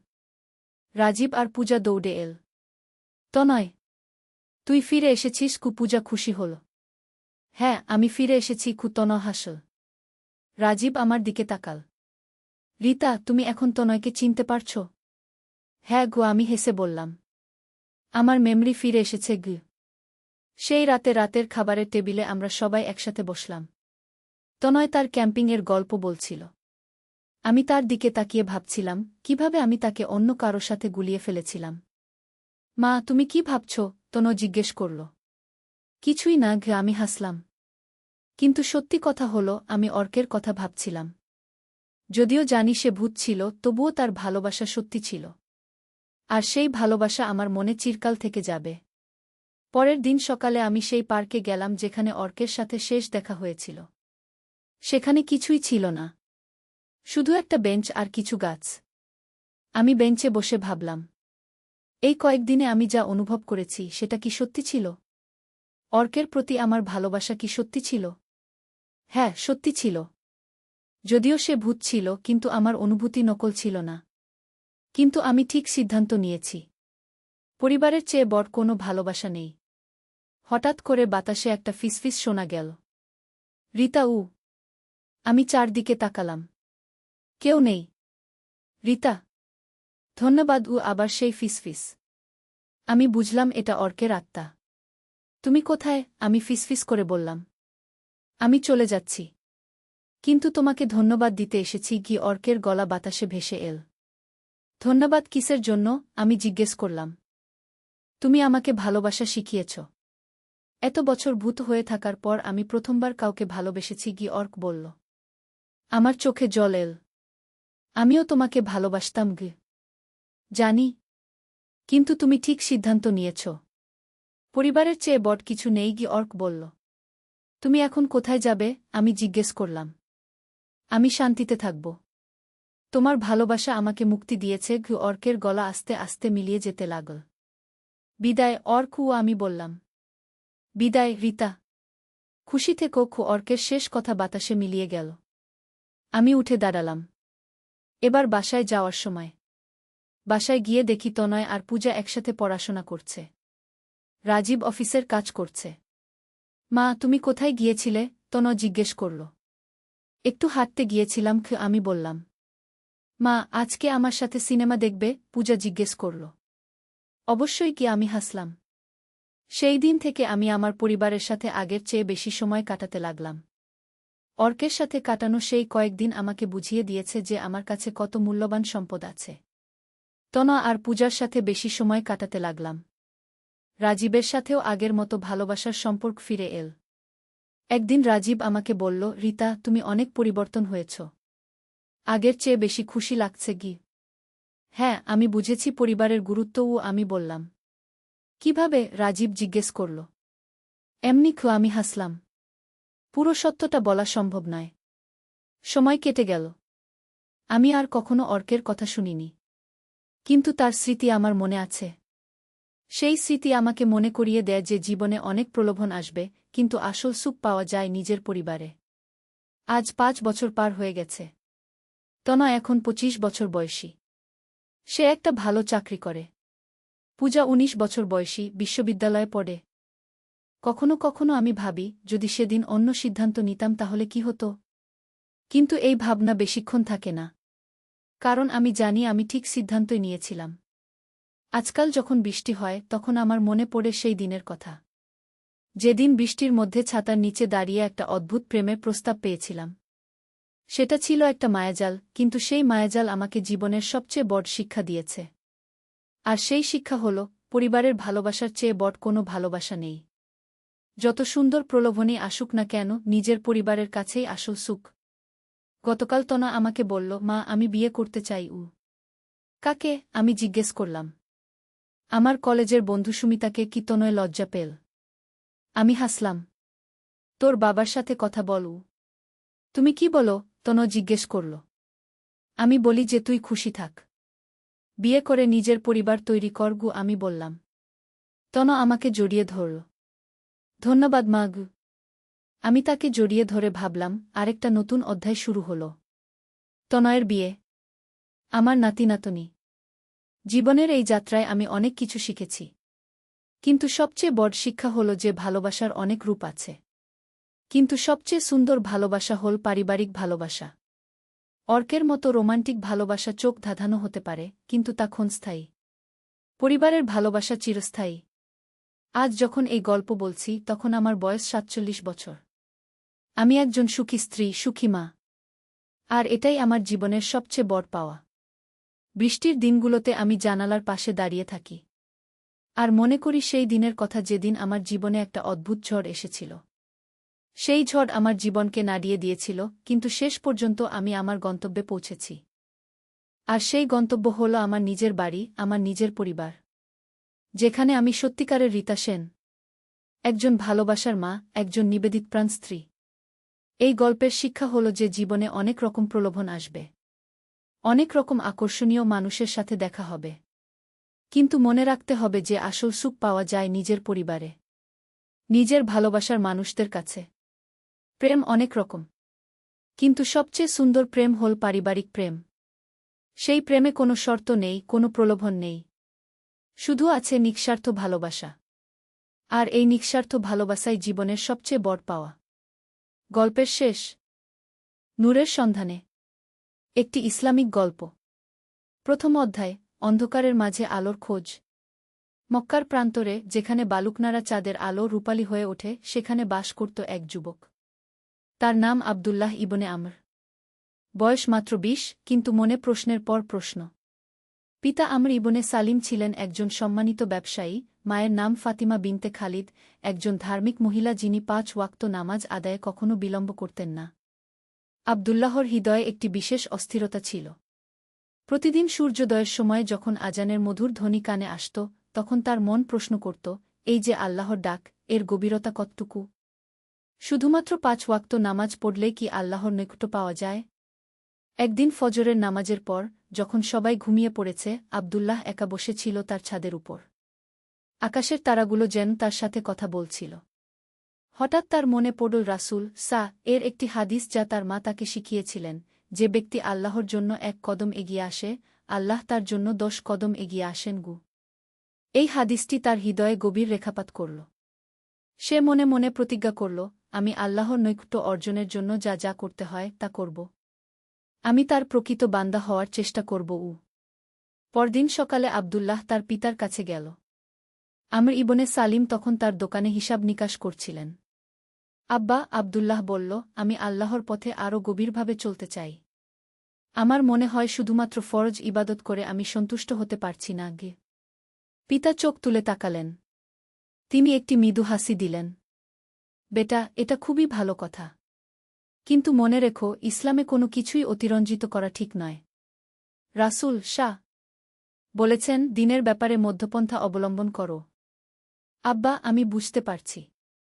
কিন্তু আমার মনে হয় আমার আরও বেশি জানার দরকার, আরও বেশি বুঝার দরকার।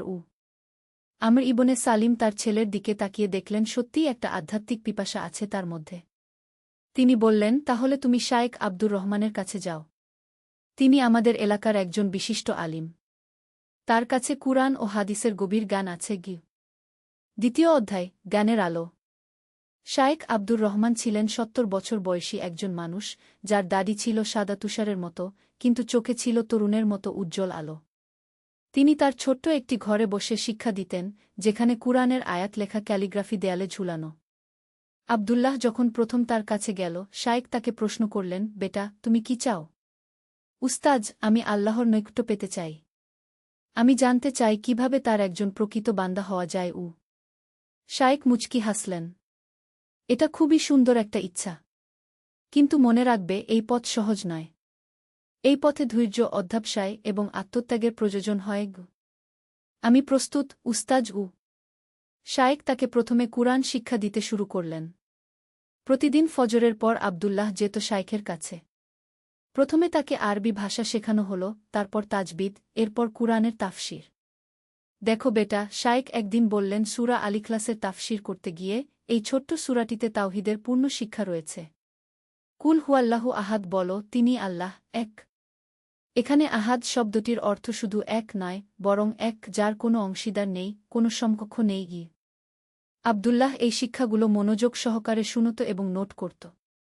কয়েক মাস পর তার কুরআন তিলাওয়াত এতটাই সুন্দর হয়ে গেল যে, মসজিদের ইমাম সাহেব তাকে কখনো কখনো তারাবিহর নামাজে তিলাওয়াত করতে বলতেন। একদিন শায়েখ তাকে বললেন, আবদুল্লাহ, তুমি এখন কুরআনের বাহ্যিক জ্ঞান অর্জন করেছ। এখন তোমাকে এর ভেতরের জ্ঞান শিখতে হবে। সেটা কি, উস্তাজ? তাহাজ্জুদ নামাজ, জিকির এবং নিজের নফসের সাথে সংগ্রাম। এটাই তাসাউফের প্রাথমিক পাঠকে। শায়েখ তাকে শিখিয়ে দিলেন কিভাবে রাতের শেষ তৃতীয়াংশে উঠে তাহাজ্জুদ পড়তে হয়। এই সময়টা শায়েখ বললেন, আল্লাহ পৃথিবীর আকাশে নেমে আসেন এবং বলেন, কে আছে আমার কাছে দোয়া করার? আমি তার দোয়া কবুল করব। কে আছে আমার কাছে ক্ষমা চাওয়ার?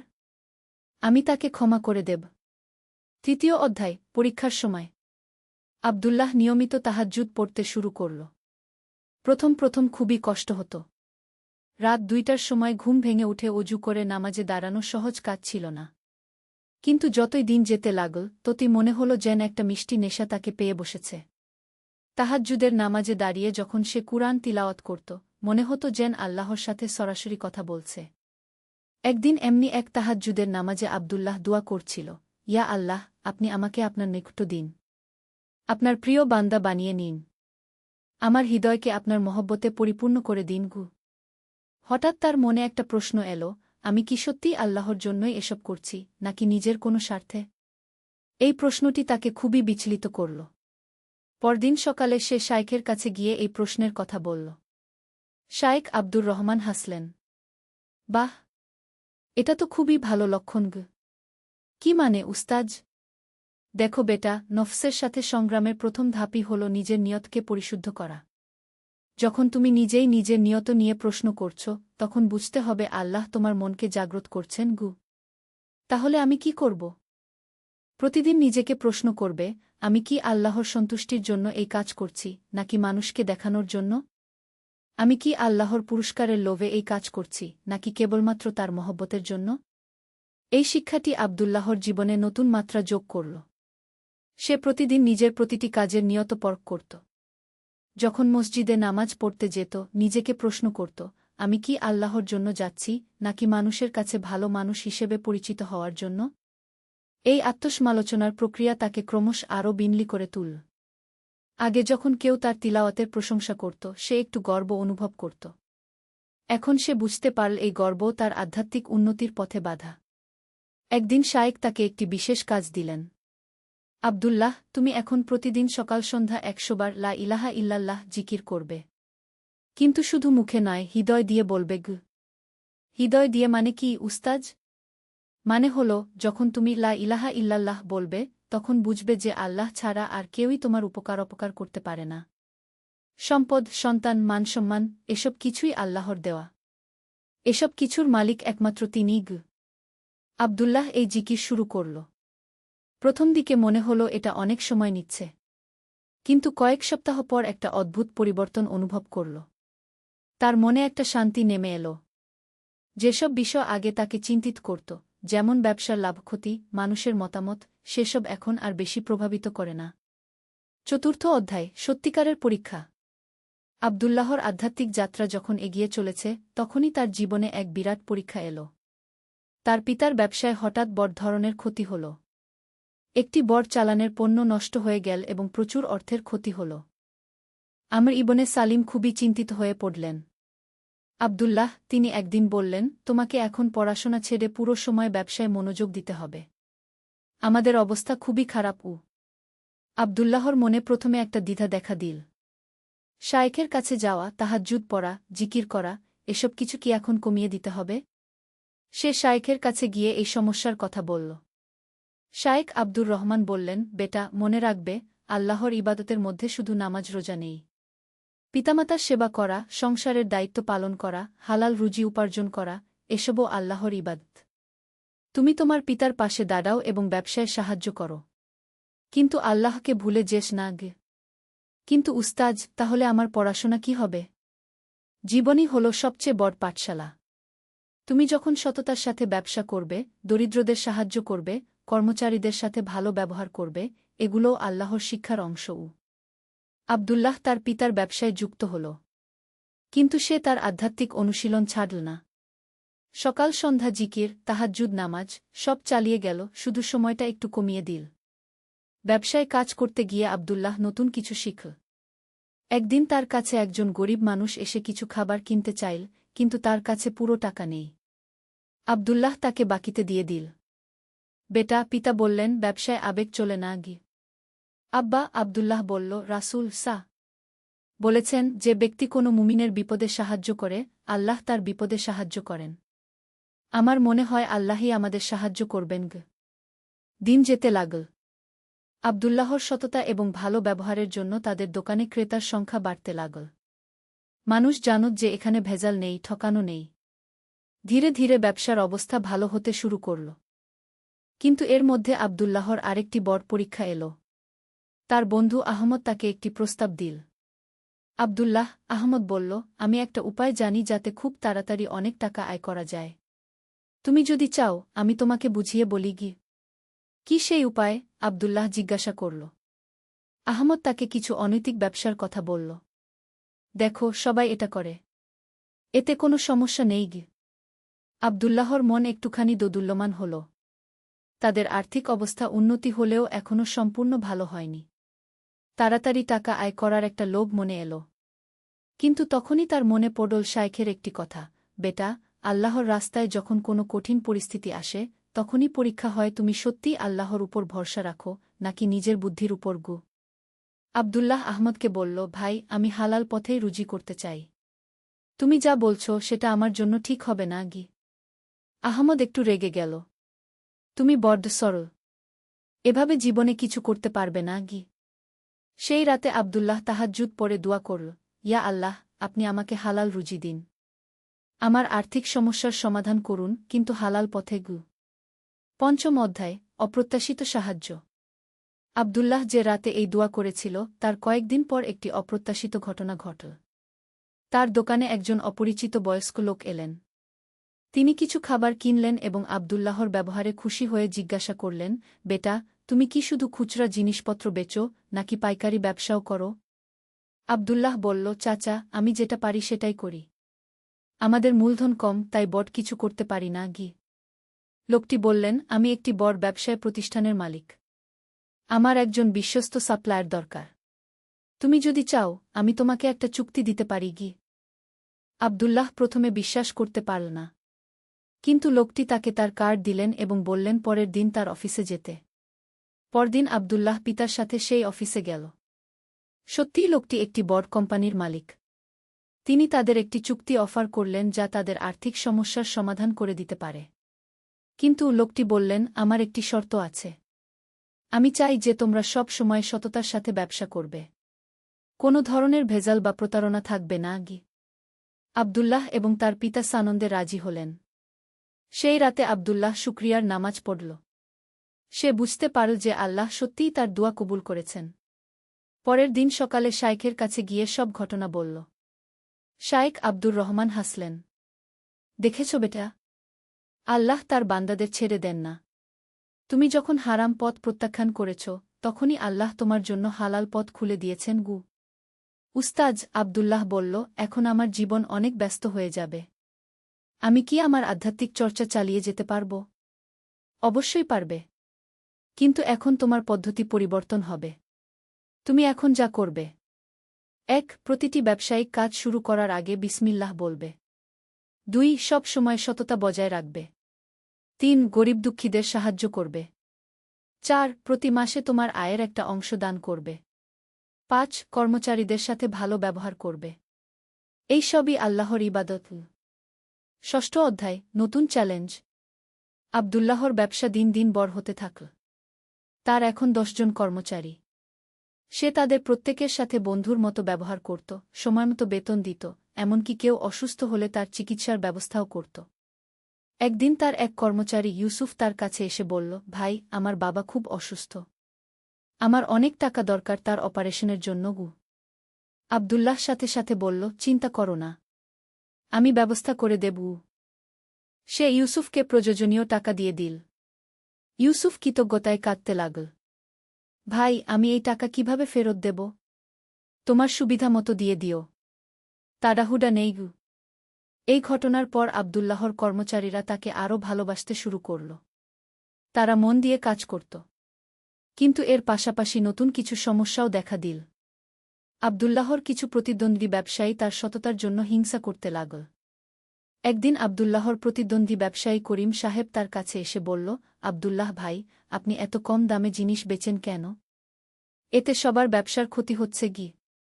করিম ভাই, আব্দুল্লাহ বলল, আমি ন্যায্য দামে বিক্রি করি, লাভ নিই, কিন্তু অতিরিক্ত লাভ করি না গি। কিন্তু এভাবে তো আমাদের সবার ব্যবসা মার খাবে গু।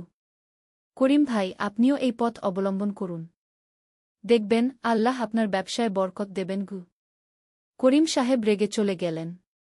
কয়েকদিন পর আব্দুল্লাহ জানতে পারল যে করিম সাহেব তার বিরুদ্ধে বিভিন্ন জনের কাছে নালিশ করছেন।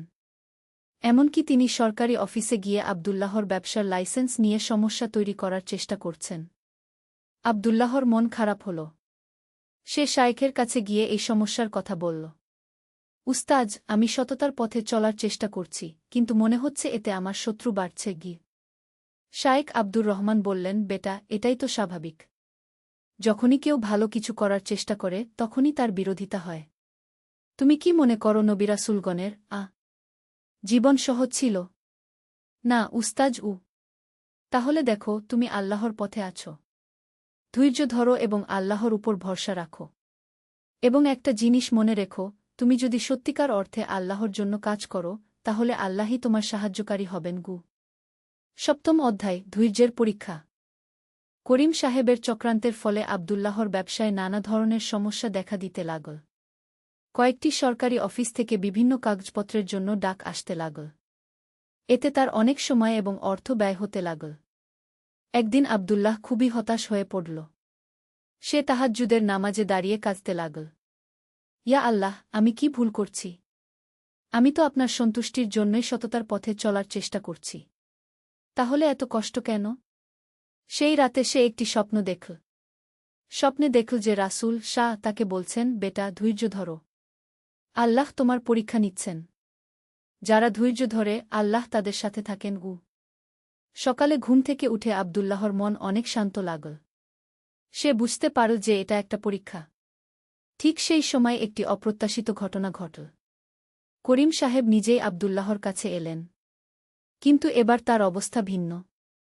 তিনি খুবই বিনীতভাবে বললেন, আবদুল্লাহ ভাই, আমি আপনার কাছে ক্ষমা চাইতে এসেছি। আবদুল্লাহ অবাক হয়ে বলল, কি হয়েছে করিম ভাই? আসলে আমার ছেলে আপনার দোকান থেকে জিনিস কিনেছিল কয়েকদিন আগে। সে বাড়িতে এসে আপনার প্রশংসা করছিল। বলছিল আপনি কত ভালো ব্যবহার করেছেন, কত সততার সাথে জিনিস দিয়েছেন। তখন আমার মনে হলো আমি আপনার সাথে কত খারাপ ব্যবহার করেছি। করিম ভাই, এসব নিয়ে ভাবার কিছু নেই গি। না ভাই, আছে। আমি আপনার বিরুদ্ধে যা যা করেছি সব প্রত্যাহার করে নিয়েছি। এবং আমি আপনার কাছে পরামর্শ চাইতে চাই, আমি কিভাবে আমার ব্যবসা আপনার মতো সততার সাথে করতে পারি। আবদুল্লাহ খুশি হয়ে তাকে বিভিন্ন পরামর্শ দিল। করিম সাহেব চলে যাওয়ার পর আবদুল্লাহ শুকরিয়া আদায় করল। সে বুঝতে পারল যে আল্লাহ তার ধৈর্যের পুরস্কার দিয়েছেন। অষ্টম অধ্যায়, সমাজসেবা। আবদুল্লাহর ব্যবসা এখন খুবই ভালো চলছে। তার আর্থিক অবস্থা স্বাচ্ছন্দ্য। কিন্তু এই স্বাচ্ছন্দ্য তাকে গর্বিত বানায়নি, বরং আরও বিনলি করেছে। একদিন শায়েখ আব্দুর রহমান তাকে বললেন, আবদুল্লাহ, আল্লাহ তোমাকে অনেক নিয়ামত দিয়েছেন। এখন সময় এসেছে এই নিয়ামত অন্যদের সাথে ভাগ করে নেওয়ার। উস্তাজ, আমি তো নিয়মিত জাকাত দিই এবং দানখরাত করি। সেটা ভালো। কিন্তু আমি আরও বড় কিছুর কথা বলছি। তুমি তোমার এলাকার দরিদ্র মানুষদের জন্য একটি ব্যবস্থা করো যাতে তারা স্বাবলম্বী হতে পারে গি। আবদুল্লাহ চিন্তা করল। তারপর একটি পরিকল্পনা মাথায় এল। সে তার এলাকার দরিদ্র যুবকদের ডাকল এবং তাদের বলল, তোমরা যারা কাজ শিখতে চাও, আমি তোমাদের প্রশিক্ষণের ব্যবস্থা করে দেব। এবং প্রশিক্ষণের পর আমার ব্যবসায়িক নেটওয়ার্কে কাজের সুযোগ করে দেবগু। প্রথমে 10 জন যুবক এগিয়ে এল। আবদুল্লাহ তাদের বিভিন্ন কারিগরি কাজ শেখানোর ব্যবস্থা করল। কয়েক মাস পর তাদের সবার কাজের ব্যবস্থা হয়ে গেল। এই খবর ছড়িয়ে পড়ার পর আরও অনেকে এগিয়ে এল। আবদুল্লাহ একটি ছোট প্রশিক্ষণ কেন্দ্র স্থাপন করল। কিন্তু শুধু পুরুষদের নয়, সে মহিলাদের জন্যও ভাবল। তার মা ফাতিমা বিনতে খালিদের সাহায্যে সে এলাকার দরিদ্র মহিলাদের সেলাইকাটাই শেখানোর ব্যবস্থা করল। এইভাবে আবদুল্লাহর একটি ছোট সামাজিক সংস্থা তৈরি হল। তার নাম দেওয়া হল খু নুরুল হুদা সেবা সংস্থা গু। নবম অধ্যায়, বিবাহ এবং নতুন দায়িত্ব। আবদুল্লাহ এখন 25 বছর বয়সী যুবক।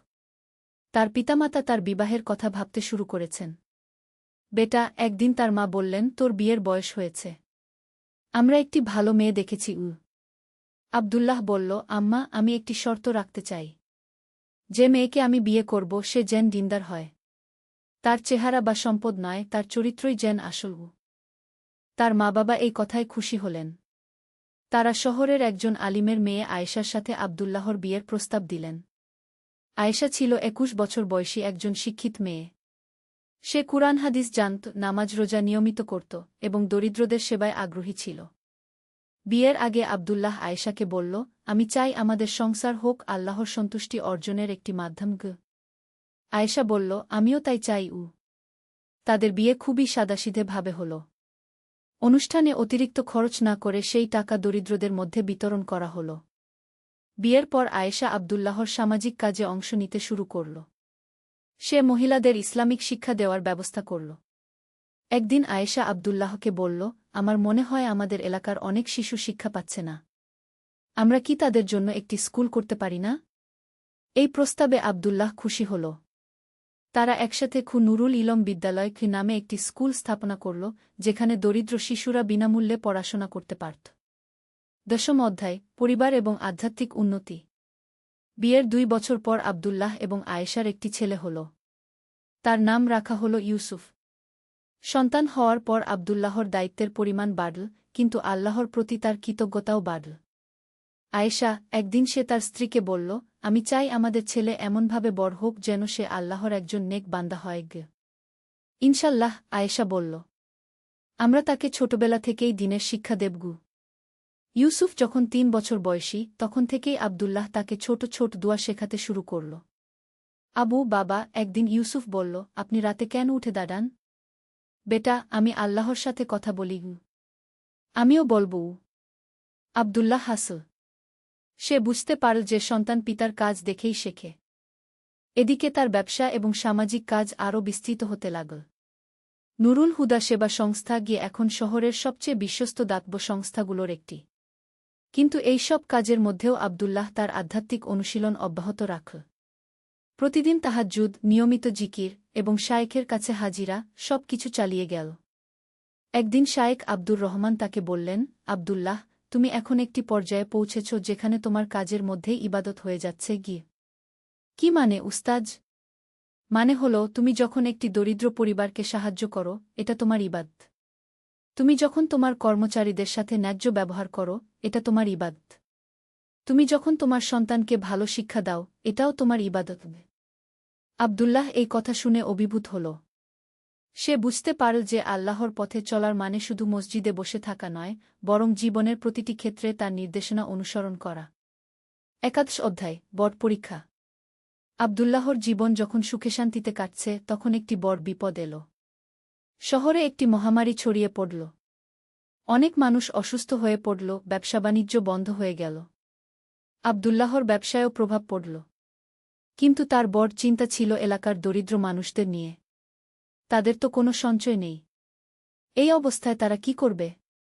সে তার সংস্থার মাধ্যমে খাদ্য বিতরণের ব্যবস্থা করল।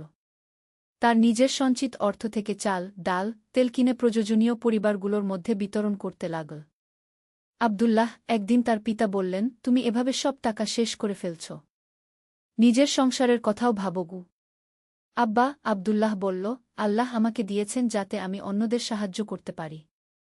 আমি যদি এই সময় মানুষের পাশে না দাঁড়াই, তাহলে আমার এত ধনসম্পদ কি কাজে? কিন্তু এর পরেই আব্দুল্লাহর নিজের উপরেও বিপদ এল। তার ছেলে ইউসুফ অসুস্থ হয়ে পড়ল। ডাক্তার বলল অবস্থা গুরুতর। আব্দুল্লাহ এবং আয়েশা দিনরাত তাদের ছেলের পাশে বসে থাকল। তারা নামাজ দোয়া করতে লাগল। একদিন রাতে যখন ইউসুফের অবস্থা খুবই খারাপ, আব্দুল্লাহ তাহাজ্জুদের নামা। নূরের পথে। একটি ইসলামিক গল্প।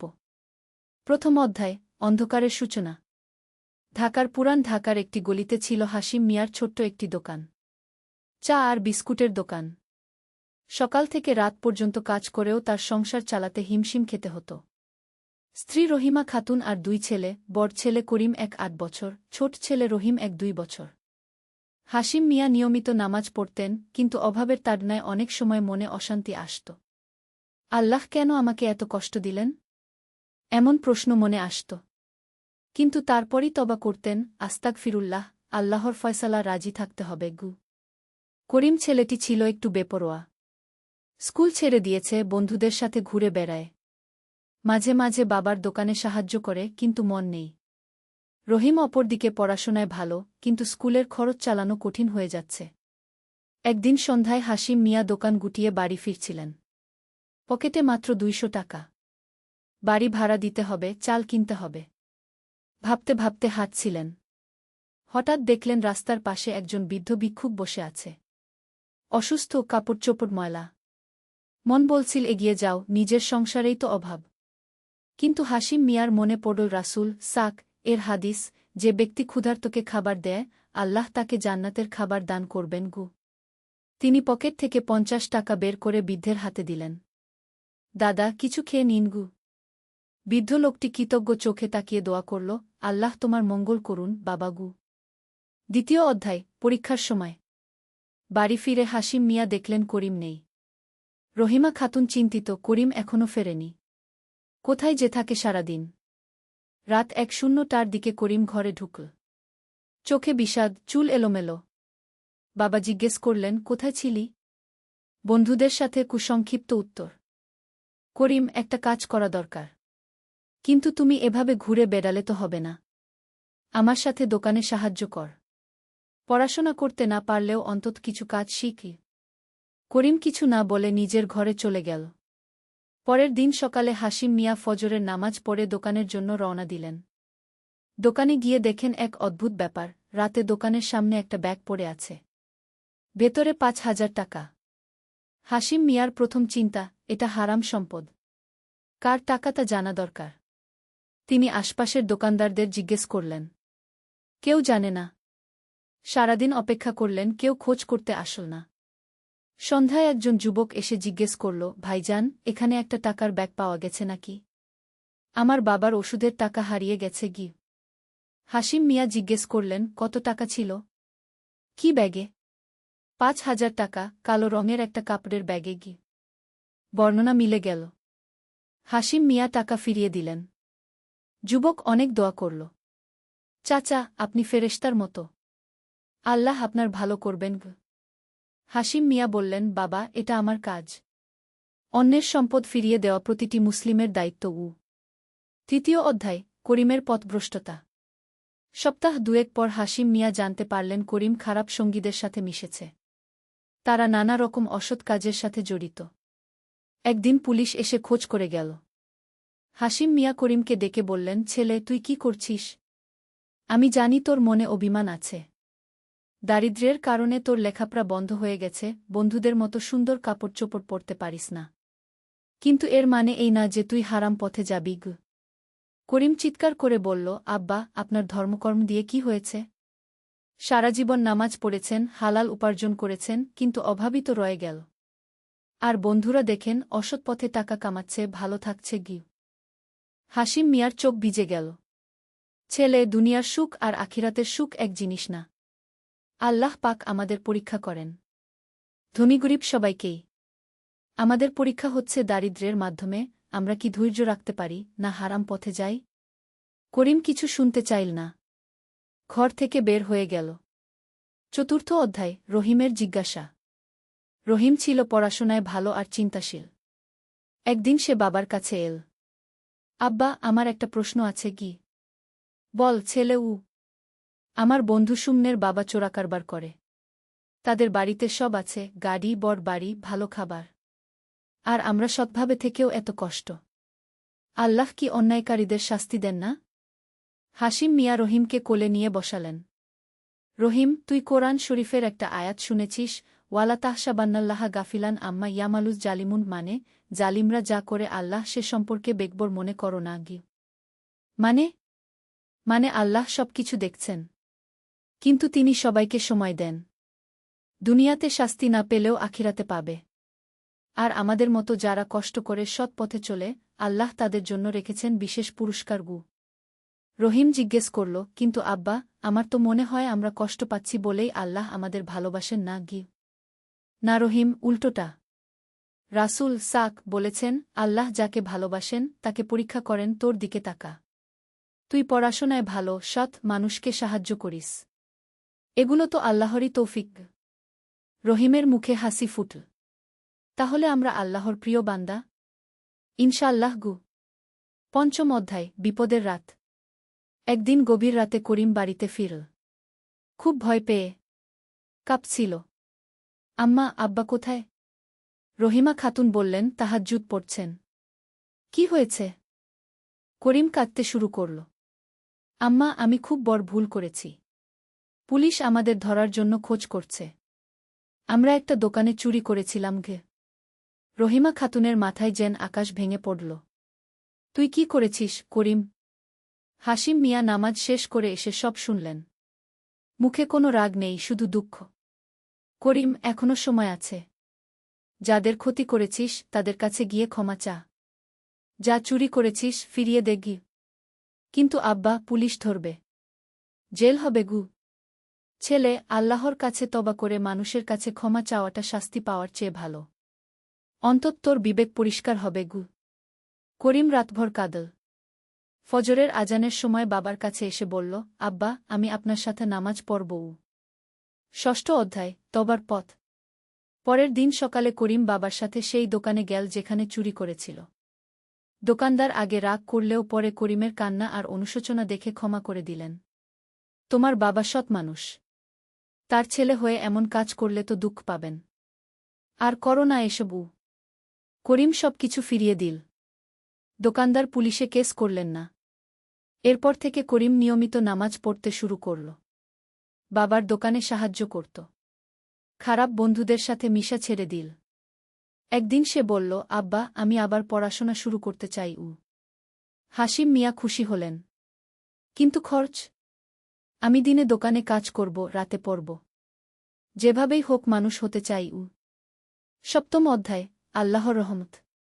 করিমের তবা আর নতুন জীবন শুরুর কিছুদিন পর একদিন সকালে একজন ভদ্রলোক হাসিম মিয়ার দোকানে এলেন। আপনি হাসিম সাহেব? জিউ, আমি আহমেদ। কয়েক সপ্তাহ আগে আপনি আমার ছেলের হারানো টাকা ফিরিয়ে দিয়েছিলেন। আমি ব্যাংকে কাজ করি। আপনার সততার কথা শুনে মুগ্ধ হয়েছি। আপনি কি আমাদের ব্যাংকে নিরাপত্তা প্রহরীর কাজ করবেন? বেতন ২-৫ হাজার টাকা গু। হাসিম মিয়া বিশ্বাস করতে পারলেন না। কিন্তু আমি তো অশিক্ষিত গু। শিক্ষার চেয়ে বড় জিনিস হচ্ছে সততা। আমাদের এমন মানুষ দরকার। হাসিম মিয়া কাজটা নিলেন। এবার অভাব অনেকটাই কমা। করিম আর রহিম দুজনেই পড়াশোনা চালিয়ে যেতে পারল। অষ্টম অধ্যায়, নতুন পরীক্ষা। জীবন যখন কিছুটা স্বাচ্ছন্দ্যে চলছিল তখন নতুন পরীক্ষা এল। রহিমা খাতুনের স্বাস্থ্য খারাপ হল। ডাক্তার বললেন একটা বড় অপারেশন করাতে হবে। খরচ লাগবে ২ লাখ টাকা গু। ২ লাখ টাকা! হাসিম মিয়ার মাথা ঘুরে গেল। নতুন চাকরি করে কিছু টাকা জমেছে, কিন্তু এত বড় অঙ্কের টাকা কোথায়? করিম বলল, আব্বা, আমার এক বন্ধু আছে। তার বাবা ব্যবসায়ী। তিনি সুদে টাকা ধার দেন। নিয়ে নেই? হাসিম মিয়া দৃঢ়ভাবে বললেন, না ছেলে। সুদ হারাম। আল্লাহ এবং তার রাসূল সুদখোরদের বিরুদ্ধে যুদ্ধ ঘোষণা করেছেন। তোর মায়ের চিকিৎসার জন্য হারাম পথে যেতে পারি না গে। রহিম বলল, তাহলে কি করব আব্বা? আল্লাহর কাছে দোয়া কর। তিনিই একমাত্র সমাধানদাতা গু। পরিবারের সবাই রাতভর দোয়া করল। হাসিম মিয়া তাহাজ্জুদ পড়ে কান্নায় ভেঙে পড়লেন। আল্লাহ, আমি আপনার বান্দা। আমার স্ত্রীকে সুস্থ করে দিন। আমার সাধ্যের বাইরে এই খরচ। কিন্তু হারাম পথে যেতে পারব না গে। নবম অধ্যায়, অলৌকিক সমাধান। পরের দিন সকালে হাসিম মিয়া ব্যাংকে কাজে গিয়েছেন। ম্যানেজার সাহেব ডাকলেন। হাসিম সাহেব, আপনার একটা খবর আছে কি? হাসিম মিয়া ভয়ে ভয়ে জিজ্ঞেস করলেন, কি খবর স্যার? আপনার নামে একটা চিঠি এসেছে। বিদেশ থেকে গু। চিঠি খুলে দেখা গেল এটা সৌদি আরব থেকে। লিখেছেন আব্দুর রহমান নামে এক ব্যক্তি। প্রিয় ভাই হাসিম, আমি আব্দুর রহমান। ২০ বছর আগে ঢাকায় আপনার এলাকায় থাকতাম। একদিন আমি পথে অসুস্থ হয়ে পড়েছিলাম। আপনি আমাকে সাহায্য করেছিলেন। হাসপাতালে নিয়ে গিয়েছিলেন। আমার কাছে তখন টাকা ছিল না, আপনি চিকিৎসার খরচ দিয়েছিলেন। আমি প্রতিজ্ঞা করেছিলাম একদিন এই টাকা ফিরিয়ে দেব। আল্লাহর রহমতে এখন সৌদি আরবে ভালো চাকরি করি। আপনার ঠিকানা খুঁজে বের করতে অনেক চেষ্টা করেছি। অবশেষে পেয়েছি। এই চিঠির সাথে আপনার জন্য ৫ লাখ টাকার একটা চেক পাঠাচ্ছি। এটা আমার কৃতজ্ঞতার নিদর্শন। আল্লাহ আপনার মঙ্গল করুন গো। হাসিম মিয়া কাঁদতে শুরু করলেন। তিনি ভুলেই গিয়েছিলেন সেই ঘটনার কথা। ২০ বছর আগে এক অসুস্থ যুবককে হাসপাতালে নিয়ে গিয়ে চিকিৎসার খরচ দিয়েছিলেন। আজ আল্লাহ সেই নেকির বিনিময় পাঠিয়ে দিয়েছেন। দশম অধ্যায়, শিক্ষা আর উপলব্ধি। রহিমা খাতুনের অপারেশন সফল হল। সে সুস্থ হয়ে বাড়ি ফিরল। পরিবারে আনন্দ। করিম এই ঘটনা দেখে আরও বেশি ধর্মকর্মে মন দিল। সে বুঝল আল্লাহর রহমত কত বিস্ময়কর। রহিম বলল, আব্বা, আল্লাহ কিন্তু আপনার সততার পুরস্কার দিয়েছেন গু। না রহিম, আল্লাহ আমাদের পরীক্ষা নিয়েছেন। দেখতে চেয়েছেন আমরা কষ্টের সময় সৎ পথে থাকি কিনা। আমরা হারাম পথে না গিয়ে তার উপর ভরসা রেখেছি। তাই তিনি সাহায্য করেছেন গু। করিম বলল, আব্বা, আমি আগে বুঝতে পারিনি। ভেবেছিলাম ধর্ম মানলে শুধু কষ্টই পেতে হয়। কিন্তু দেখলাম আল্লাহ সবসময় আমাদের দেখছেন গু। একাদশ অধ্যায়, সমাজসেবা। অর্থনৈতিক অবস্থা ভালো হওয়ার পর হাশিম মিয়া সমাজসেবায় আরও বেশি মনোযোগ দিলেন। মসজিদে নিয়মিত দান করতেন। গরিব ছাত্রছাত্রীদের বৃত্তি দিতেন। করিম আর রহিম দুজনেই পড়াশোনায় ভালো করছিল। করিম আইন পড়তে চাইল। বলল, আব্বা, আমি উকিল হয়ে গরিব মানুষদের বিনামূল্যে আইনি সহায়তা দিতে চাই। রহিম বলল, আমি ডাক্তার হব। গরিব রোগীদের বিনামূল্যে চিকিৎসা দেবগু। হাশিম মিয়া খুশি হলেন। তোরা দুজনেই মানুষের সেবা করতে চাইছিস। এটাই আসল সফলতা গু। দ্বাদশ অধ্যায়, কমিউনিটিতে প্রভাব। হাশিম মিয়ার পরিবারের পরিবর্তন দেখে এলাকার অনেক মানুষ প্রভাবিত হল। যারা আগে ভাবত ধর্ম মানলে দারিদ্র্য আসে, তারা বুঝল সততা আর ধৈর্যের ফল কত মধুর। পাড়ার এক যুবক জহিরুল এসে করিমকে বলল, ভাই, আমিও তোমার মতো খারাপ পথে ছিলাম। তোমার পরিবারের গল্প শুনে মন পরিবর্তন হয়েছে। আমি কি তোমাদের সাথে নামাজ পড়তে পারি? করিম খুশি হয়ে বলল, অবশ্যই। চল, আমরা একসাথে আল্লাহর পথে চলি গু। এভাবে ধীরে ধীরে পুরো এলাকায় একটা ইতিবাচক পরিবর্তন আসতে শুরু করল। মানুষজন আরও ধার্মিক হল, সততার গুরুত্ব বুঝল। ত্রয়োদশ অধ্যায়, নতুন প্রজন্মের স্বপ্ন। কয়েক বছর পর করিম আইন পাশ করে উকিল হল। তার প্রথম কেসই ছিল একজন গরিব কৃষকের হয়ে জমি আদালতে ফিরিয়ে আনা। সে বিনা পারিশ্রমিকে কাজটি করল। রহিম মেডিকেল কলেজে ভর্তি হল। সে স্বপ্ন দেখত একদিন নিজের এলাকায় বিনামূল্যে একটা ক্লিনিক খোলার। হাশিম মিয়া এখন ব্যাংকের সিনিয়র অফিসার। তার সততার জন্য সবাই তাকে সম্মান করে। তিনি প্রতি মাসে এতিম ছেলে মেয়েদের জন্য অর্থ পাঠান। একদিন করিম বাবাকে বলল, আব্বা, আপনি কিন্তু আমাদের সবচেয়ে বড় শিক্ষা দিয়েছেন গি। কি শিক্ষা? যে আল্লাহর উপর পূর্ণ ভরসা রাখলে, সততার পথে চললে, তিনি কখনো তার বান্দাদের একা ছেড়ে দেন না গু। চতুর্দশ অধ্যায়, রহিমার গান। রহিমা খাতুন সুস্থ হওয়ার পর আরও ধার্মিক হয়ে উঠলেন। তিনি পাড়ার মহিলাদের কোরআন শেখানো শুরু করলেন। তার কাছে প্রায় মহিলারা এসে জীবনের নানা সমস্যার সমাধান চাইত। একদিন এক মহিলা এসে বলল, ভাবি, আমার স্বামী বেকার। সংসারে অভাব। ছেলে মেয়েদের পড়ানোর পয়সা নেই। মনে হয় আল্লাহ আমাদের ভুলে গেছেন গু। রহিমা খাতুন বললেন, বোন, আল্লাহ কাউকে ভোলেন না। আমাদেরও তো এমন দিন গেছে। কিন্তু আল্লাহ আমাদের ধৈর্যের পরীক্ষা নিয়েছেন। তুমি হালাল পথে থাক, নামাজ পড়, দোয়া কর। দেখবে আল্লাহ সমাধান দিয়ে দেবেন গুই। এই পরামর্শে অনেক পরিবার উপকৃত হল।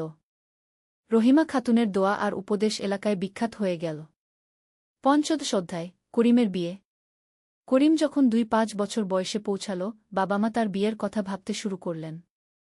কিন্তু করিম বলল, আব্বা, আমি এমন মেয়েকে বিয়ে করতে চাই যে ধার্মিক, সৎ, আর আমার মতোই মানুষের সেবা করতে চায় গু। হাশিম মিয়া বললেন, এটাই তো আসল কথা। টাকা পয়সা, রূপযৌবন সব শেষ হয়ে যায়। কিন্তু ভালো চরিত্র আর ধর্মভীরুতা সারা জীবন থাকে গু। কিছুদিন পর পরিচিত এক পরিবারে মেয়ে দেখা গেল।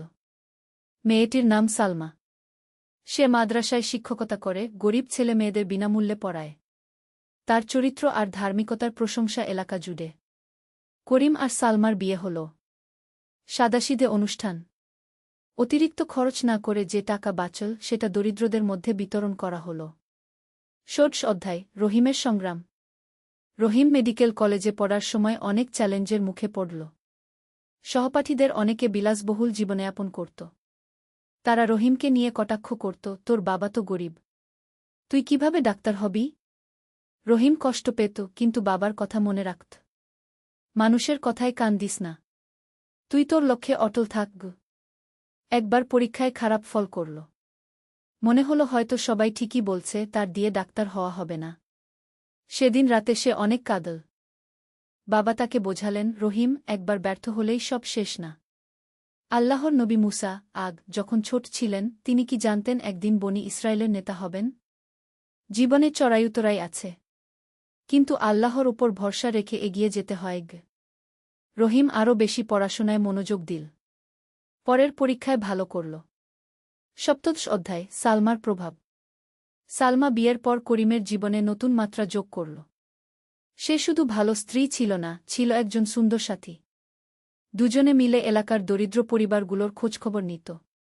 সালমা প্রতি সপ্তাহে মহিলাদের জন্য ধর্মীয় আলোচনার আয়োজন করত। সেখানে ইসলামিক শিক্ষার পাশাপাশি স্বাস্থ্য, পুষ্টি, শিশুপালন নিয়েও কথা হতো। একদিন করিম বলল, সালমা, আমার মনে হয় আমরা একটা এনজিও খুলি। নাম দেই আল খায়ের ফাউন্ডেশন। দরিদ্রদের সাহায্য, শিক্ষা, চিকিৎসা সব কিছু। সালমা বলল, দারুণ ভাবনা, কিন্তু এর জন্য অনেক টাকার দরকার হবে। আল্লাহর ওপর ভরসা রাখি, তিনি ব্যবস্থা করে দেবেন। অষ্টাদশ অধ্যায় আল খায়ের ফাউন্ডেশন। করিম আর সালমা মিলে আল খায়ের ফাউন্ডেশন শুরু করল। প্রথমে খুব ছোট পরিসরে, নিজেদের বেতনের কিছু অংশ আর হাশিম মিয়ার সঞ্চয় দিয়ে তারা এলাকার 100টি পরিবারকে মাসিক সাহায্য দেওয়া শুরু করল। দরিদ্র ছাত্রছাত্রীদের বইখাতা দিত, অসুস্থদের ওষুধের খরচ দিত। কয়েক মাস পর এক বিশিষ্ট ব্যবসায়ী তাদের কাজ দেখে মুগ্ধ হলেন। তিনি 5 লক্ষ টাকা দান করলেন। আমি অনেক এনজিওকে টাকা দিয়েছি, তিনি বললেন, কিন্তু আপনারা সত্যিকারের হৃদয় দিয়ে কাজ করছেন। এটাই আসল সেবাগু। এই অর্থ দিয়ে তারা একটা ছোট স্কুল খুল, নাম নূর একাডেমি। সেখানে দরিদ্র শিশুরা বিনামূল্যে লেখাপড়া শিখত। 29 অধ্যায় রহিমের সফলতা। রহিম অবশেষে মেডিকেল কলেজ থেকে পাশ করল। সে এলাকায় প্রথম ডাক্তার। সবাই গর্বিত। কিন্তু রহিম বড় হাসপাতালে চাকরি না করে নিজের এলাকায় একটা ছোট ক্লিনিক খুল। নাম দিল রহমত ক্লিনিক। গরিব রোগীদের বিনামূল্যে চিকিৎসা দিত। প্রথম দিকে আয় কম ছিল, কিন্তু রহিমের ব্যবহার আর যত্নে রোগীরা খুশি হতো। ধীরে ধীরে তার সুনাম ফেল। দূরদূরান্ত থেকে রোগীরা আসতে শুরু করল। একদিন এক ধনী ব্যক্তি তার মেয়েকে নিয়ে এলেন। অন্য ডাক্তাররা রোগ নির্ণয় করতে পারেননি। রহিম যত্ন সহকারে দেখে সঠিক চিকিৎসা দিল। মেয়েটি সুস্থ হল। কৃতজ্ঞ বাবা বললেন, ডাক্তার সাহেব, আপনি আমার মেয়ের জীবন বাঁচিয়েছেন। আমি আপনার ক্লিনিকের জন্য 100 লক্ষ টাকা দান করছি। এই টাকা দিয়ে রহিম ক্লিনিককে আরও উন্নত করল। একটা পূর্ণাঙ্গ হাসপাতালের রূপ দিল। 20 অধ্যায় পরবর্তী প্রজন্ম। করিম আর সালমার একটি ছেলে হল, নাম রাখল ইব্রাহিম। রহিমেরও একটি ছেলে হল, নাম ইউসুফ। হাশিম মিয়া নানা হয়ে আনন্দে আত্মহারা। তিনি নাতিদের নিয়ে বললেন, এই ছোট্ট সোনাগুলো আমাদের স্বপ্নের পরবর্তী প্রজন্ম। তিনি নাতিদের ছোটবেলা থেকেই ইসলামিক শিক্ষা দিতে শুরু করলেন। কোরআন শেখাতেন, নবীজির গল্প বলতেন। একদিন 5 বছরের ইব্রাহিম নানাকে জিজ্ঞেস করল, নানা, আপনি আমাদের যে গল্পগুলো বলেন, রাসূল সাক এর সততার গল্প, সাহাবাদের ত্যাগের গল্প, এগুলো কি সত্যি ঘটেছে? হাশিম মিয়া বললেন, হ্যাঁ বাবা, সব সত্যি। আর জান, এমন গল্প এখনো ঘটে। আমাদের জীবনেও ঘটেছে। কিভাবে? হাশিম মিয়া তার নিজের জীবনের গল্প বলতে শুরু করলেন। কিভাবে দারিদ্র্যের মধ্যেও সততা ধরে রেখেছিলেন, কিভাবে আল্লাহ সাহায্য করেছেন। 21 অধ্যায় সাম্প্রদায়িক সম্প্রীতি। আল খায়ের ফাউন্ডেশনের কাজ এতটাই ভালো হল যে বিভিন্ন ধর্মের মানুষ এসে সাহায্য চাইতে লাগল। করিম সবাইকে সমানভাবে সেবা দিত। একবার একজন হিন্দু ব্যক্তি এসে বললেন, করিম ভাই, আপনারা মুসলমান হয়েও আমাদের এত সাহায্য করেন কেন? করিম বলল, কাকা, ইসলাম আমাদের শিখিয়েছে সব মানুষ আল্লাহর সৃষ্টি। ধর্মজাত নির্বিশেষে মানুষের সেবা করা আমাদের দায়িত্ব। এই কথায় হিন্দু ভদ্রলোক এতই মুগ্ধ হলেন যে তিনি নিজেও ফাউন্ডেশনে নিয়মিত দান করতে শুরু করলেন। এলাকায় সাম্প্রদায়িক সম্প্রীতি আরও দৃঢ় হল। সবাই বুঝল যে সত্যিকারের ধর্ম কখনো বিদ্বেষ শেখায় না, শেখায় ভালোবাসা আর মানবসেবা। 22 অধ্যায় হাশিম মিয়ার উপলব্ধি। 6-5 বছর বয়সে হাশিম মিয়া অবসর নিলেন। কিন্তু কাজ থেমে থাকল না। তিনি পুরোপুরি সময় দিলেন সমাজসেবায়। একদিন সন্ধ্যায় তিনি ছাদে বসে আছেন। রহিমা খাতুন এসে পাশে বসলেন। কি ভাবছেন? ভাবছি, আল্লাহ কত মেহেরবান। একসময় ভেবেছিলাম তিনি হয়তো আমাদের পরীক্ষা করছেন। কেন? আজ বুঝি সেই কষ্টের দিনগুলোই আমাদের এই সুখের দিনগুলোর জন্য প্রস্তুত করেছে গি। কিভাবে? দারিদ্র্য আমাদের শিখিয়েছে অন্যের কষ্ট বুঝতে। কষ্ট আমাদের আল্লাহর কাছাকাছি নিয়ে গেছে। আর আল্লাহর উপর ভরসা আমাদের শক্তি দিয়েছে যে কোনো পরিস্থিতি মোকাবেলা করার গু। আলহামদুলিল্লাহ গু। ত্রয়োবিংশ অধ্যায়, নতুন চ্যালেঞ্জ। জীবন যখন সুখে শান্তিতে কাটছে তখন নতুন এক চ্যালেঞ্জ এল।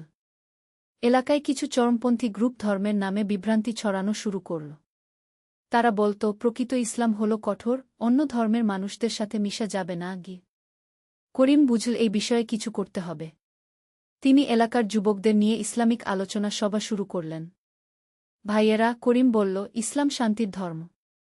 রাসূল সাক বিভিন্ন ধর্মের মানুষের সাথে সহাবস্থান করেছেন। তিনি কখনো জোর করে কাউকে ইসলাম গ্রহণ করতে বলেননি গি। একজন যুবক প্রশ্ন করল, কিন্তু কোরআনে তো জিহাদের কথা আছে। করিম বোঝালেন, জিহাদের প্রকৃত অর্থ হল আত্মসংগ্রাম, নিজের মনের খারাপ প্রবৃত্তির বিরুদ্ধে লড়াই। আর যদি যুদ্ধের কথা বলি, সেটাও শুধুমাত্র আত্মরক্ষার জন্য, আগ্রাসনের জন্য নয় গি। এই আলোচনায় অনেক যুবক সঠিক ইসলাম বুঝতে পারল। চরমপন্থীদের প্রভাব কমে গেল। চতুর্বিংশ অধ্যায়, শিক্ষার আলো। নূর একাডেমি এখন একটা পূর্ণাঙ্গ স্কুল। সেখানে ৫০০ শিশু পড়াশোনা করে। শুধু বইয়ের শিক্ষা নয়, নৈতিক শিক্ষাও দেওয়া হয়। একদিন স্কুলের একটি ছাত্র, নাম সোহান, করিম স্যারের কাছে এল। স্যার, আমার বাবা বলেছেন লেখাপড়া করে কি হবে? গরিবের ছেলে তো গরিবই থাকবে গি। করিম সোহানকে বসালেন। সোহান, আমার নানা একসময় এমনই ভাবতেন। কিন্তু দেখ, শিক্ষার মাধ্যমে আমার বাবা ব্যাংকের অফিসার হয়েছেন। আমি উকিল, আমার ছোট চাচা ডাক্তার। শিক্ষাই পারে তোমাদের ভাগ্য বদলাতে গু। সোহানের চোখে স্বপ্ন জেগে উঠল। স্যার, আমি ইঞ্জিনিয়ার হতে চাই গু। অবশ্যই হবি। শুধু মনে রাখিস, সফল হওয়ার পর অন্যদের সাহায্য করার কথা ভুলে যেজো না গ। পঞ্চবিংশ অধ্যায়, আন্তর্জাতিক স্বীকৃতি। আল-খায়ের ফাউন্ডেশনের কাজ এত ব্যাপক হল যে আন্তর্জাতিক মানবাধিকার সংস্থাগুলো নজরে পড়ল। একটা আন্তর্জাতিক এনজিও তাদের বেস্ট কমিউনিটি সার্ভিস অ্যাওয়ার্ড দিল। করিম পুরস্কার নিতে ঢাকা গেলেন। সেখানে বিভিন্ন দেশের প্রতিনিধিরা ছিলেন। একজন ইউরোপিয়ান মহিলা বললেন, মরখেরেম, আপনাদের কাজ দেখে মুগ্ধ হয়েছি। আপনারা কি আন্তর্জাতিক সাহায্য নিতে চান? করিম বললেন, অবশ্যই। কিন্তু একটা শর্ত আছে। আমাদের মূল নীতি, সততা আর নিঃস্বার্থ সেবা, এটাই কোনো আপস করব না গিয়ে। অ্যাবসলিউটলি। আমরা তো এই নীতির জন্যই আপনাদের পছন্দ করেছি গু। ষষ্ঠবিংশ অধ্যায়, বার্ধক্যের প্রজ্ঞা। ৭০ বছর বয়সে হাশিম মিয়া আরও বেশি সময় ইবাদতবন্দেগিতে দিতে শুরু করলেন। তাহাজ্জুদ, জিকির, কোরআন তেলাওয়াত, এগুলোতে নিয়মিত।